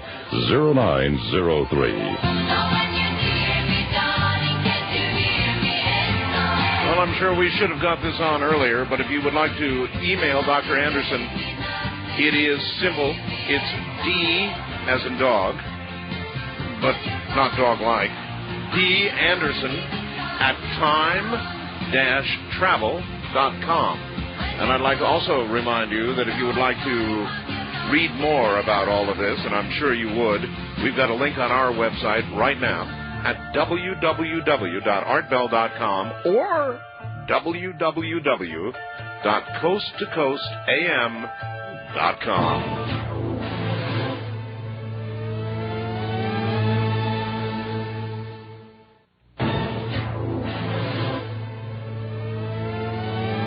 All right, once again, Dr. David Anderson. Doctor, this non-local effect that you were discussing a few moments ago, which suggests, I guess, that if something happens to a molecule here 30 light years away, a molecule would be affected in a similar way instantly, virtually instantly. Is that correct? It's a good summary. It's relatively recently. It began with an experiment called the Aspect experiments in Paris, France. It's the first scientific experiment that suggests through scientific evidence, hard scientific evidence, that the universe truly is a dynamic web of energy that's inseparable, all connected, and everything that communicates faster than the speed of light, which is a very interesting concept. All right. I have heard a number of people describe the only possibility for travel faster than light or virtually instant travel would be, I've had it described to me this way. You take a piece of paper, just a long piece of paper, and you imagine a little ant trying to get from one end of the paper to the other. And the little ant would take quite a while to get from one end to the other. On the other hand, if you fold the paper in half, then the ant just crawls over the edge and virtually has arrived from point A to B instantly. But that's not quite what we're talking about, is it? Well, it's close. It's the illustration called a Mobius strip that's used to demonstrate curved space-time. If you want to travel to a distant point in the universe, there's two things you can do. You can travel in a straight line at very high speed, or you could warp space and time to curve it around, so you just have to take a short hop. It's a little bit different than what we're talking about, yes. But it's a very fundamental concept in space-time physics, yes. Okay, one other question. This enormous reduction in energy once the field has begun, that you've documented so well, wouldn't there be a way to simply maintain the field and tap the energy? You know, it's interesting. We wonder, after we address some of these other issues, is it going to be possible that what we're looking at might be a source of power? Exactly. A source of power that might be clean and efficient. Exactly. Non-polluting. Right now, we don't know the answer to that question, but it's certainly something that we are very interested in pursuing as our research continues. It's an obviously very important question, considering that at present rates of usage, all the fossil fuels will be gone in another 40, 45 years, whatever. Well, you know what's interesting, Art, is the whole team here is we have a few passions. One of our passions is the application of our time warp field technology in the medical application. The other two passions we have are to explore the use of the boundary layer characteristics as a power source. The other one is we would like to explore the possibility of the technology for supercomputer applications, basically meaning let's put a supercomputer inside an accelerated time warp field and have it process faster. Mm-hmm. But unfortunately, we can't get funding for the latter two. We'll have to keep waiting to advance those. Have you kept yourself poor funding a lot of this yourself? Initially, I have to admit, initially opening the center in the first year and a half, 2 years of the center was very difficult. Now it's things are running smoothly, and we're to the point where we can be very selective about which private and public contracts that we take. Isn't that nice? It is good. We paid our dues, though. I hear that. West of the Rockies, you're on the air. Hi. Yeah, good morning, Art. Good once morning. again, you've done a show that only you can do, I think, and I'm sorry to hear that you won't be here very much longer for us, but I'm sure you'll do the best you can to not hurt us as far as the quality of your excellent program. Thank you. A question for you, Dr. Anderson. I'm one of those poorly educated persons that does have a scientific curiosity, and I've been recently, the last 3 years or so, indulging myself in scaring the hell out of my cat and neighbors with doing some capacitive discharge and microwave RF plasma generation experiments. And I'm pretty thoroughly familiar with the anomalous energy effects that happen when you get down to using high energy fields or having high energy events. I was just wondering, one question, if you can answer it or not, is your field generator an extension of the work done by William Hooper? If you're familiar with him, he did work on what he called the rotational field generators. He did a mechanical one that had coils and magnets. He also did an all-electric one that was just like a specially wound coil. Yeah, I'm a little bit familiar with his work, not completely, but again, what I'd say is that no. The answer to your question is no. It's not based on his work, and maybe even more importantly, the rotational magnetic field we induce, we believe at least, and then again from the number of callers that are asking the question, I'm beginning to wonder, but we believe that it's important, but mostly for a stability issue, and it's not at the core of what we're using to create technology. It's a container relic, pretty much so. Another question I had, and I know this is getting into the area of epistemology actually, because I think a lot of the problems I have, and maybe other listeners as well have, with understanding a lot of the concepts being discussed, is that we have Newtonian definitions for quantum answers that we're getting to the questions that we have, such as like time travel, and to me, to my understanding, I don't see how people can separate the space component of the continuum when they talk about time travel. For instance, Art asked, is there anything that you've speculated that may be an insurmountable obstacle as far as the future possibility of actual transporting something or an entity or a living person through time to the past or to the future?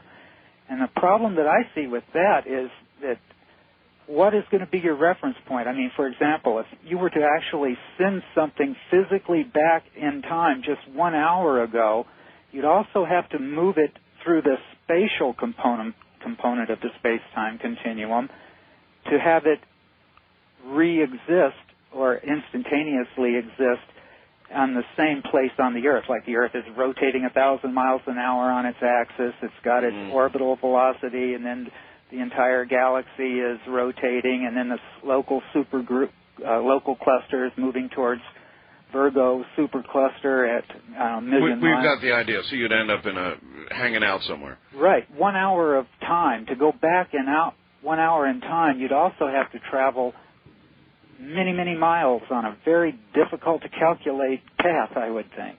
There's two different ways to answer to respond to that question. Actually, there were a couple questions in there.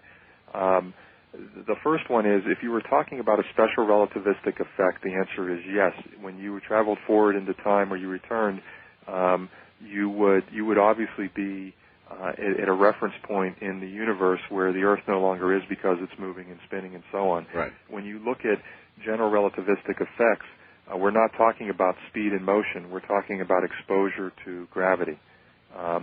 And we're talking about motion that doesn't have to be linear, long, straight line flights at extremely high speeds. So there is a subtle difference.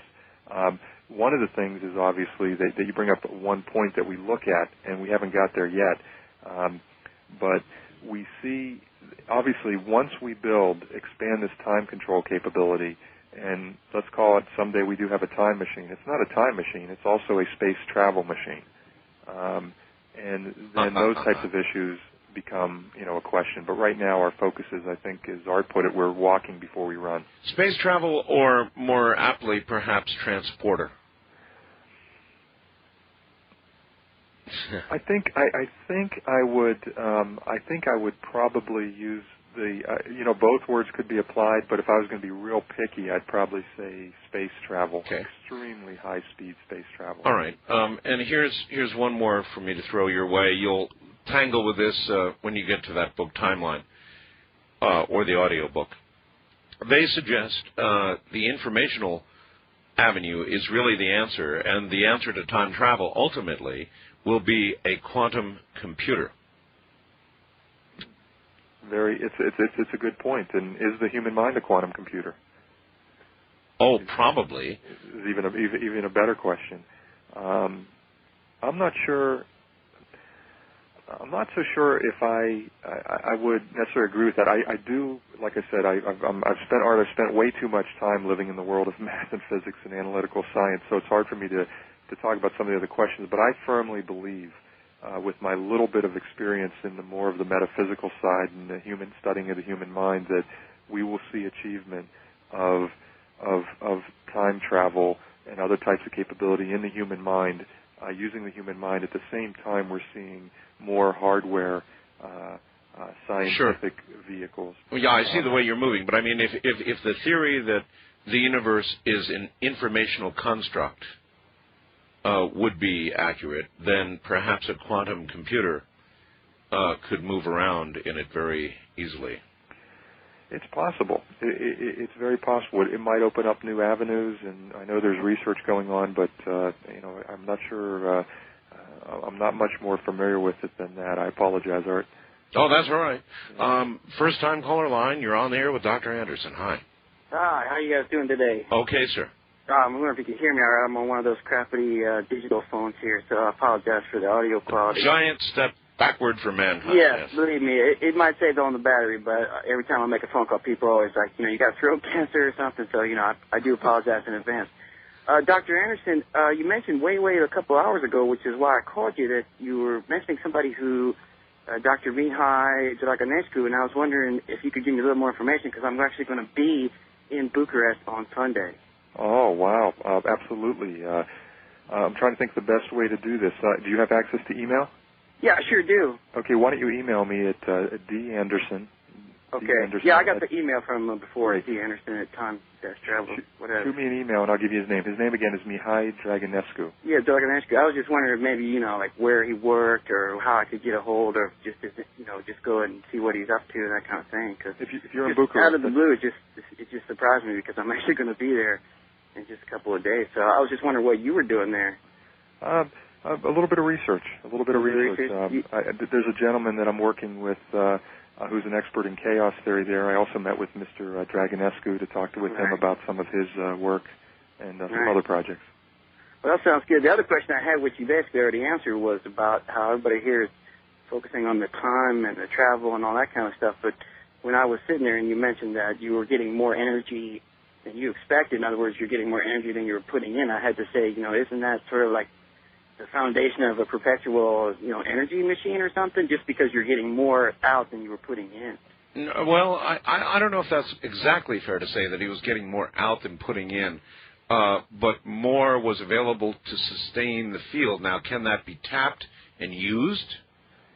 That's one of the questions that we've been unable to obtain funding on right now to pursue, but you said it well, Art, is that when we initiate the field, the amount of the energy we're applying is less than what we should have to apply to keep it open. So there's like I said earlier, I think either there's an energy source that is providing that missing energy to maintain the field the way the laws of physics say it must be maintained, or the laws of physics are wrong. And I vote for the former. But it could be the latter, which will really cause a tangle. Yes. Yes.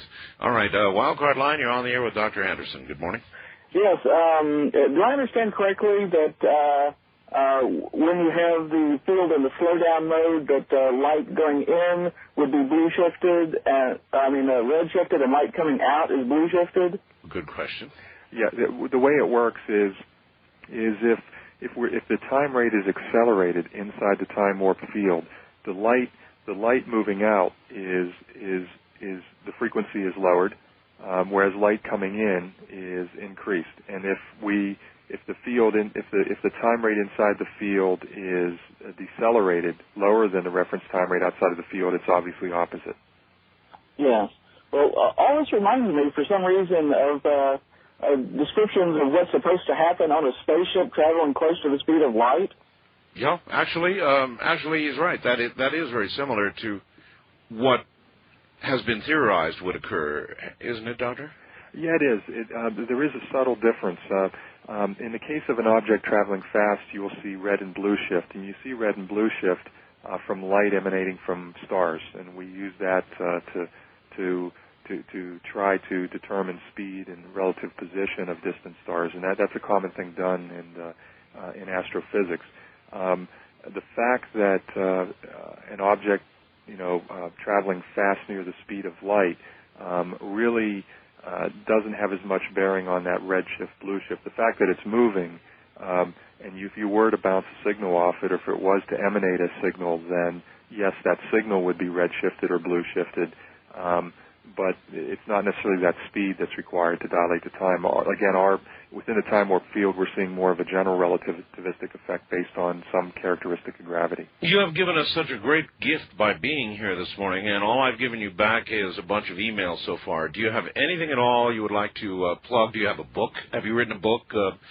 Is there anything I can do for you here? Well, I appreciate that. Actually, it's a real pleasure to be with you, Art, and as many other viewers have said, I wish you tremendous amounts of success and good health and happiness in whatever you decide to pursue. Thank you.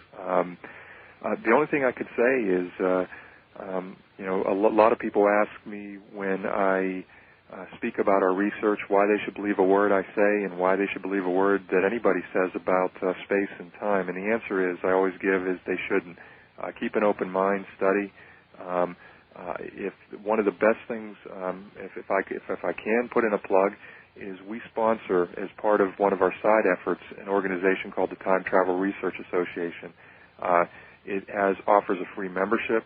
It has a simple goal. It networks thousands of people from multiple countries around the world with a single goal to advance the study and development of time and time travel. And it doesn't matter whether it's from a perspective of spirituality, mathematics, physics, metaphysics, art, poetry. If it has to do with time and time travel, this is a wonderful association, and you can really meet and network with a lot of really talented people. And again, that's something that comes from our heart. We really just want to make this information available and free for everybody to study, and it's available and free on our website at www.time-travel.com. And we've got a link up. And I imagine, how's your site doing this morning? Have you had an opportunity to check, by the way? No, not while I've been on the phone, but I imagine there have been quite a few hits. I think it's probably going to be very, very busy. Are you a fan of time travel movies? Well, let me answer that question in an interesting way. The answer is yes. We actually have a space-time, well, I won't call it a library, it's our archive here. We now have more than 10,000 items we've collected that cover from science fiction movies, books, manuscripts, clocks, anything that has to do with the study of time and time travel, and even more so, our video collection. I won't say it's the largest in the world, but we've probably got about 500 or 600 time travel movies in our archive. Wow.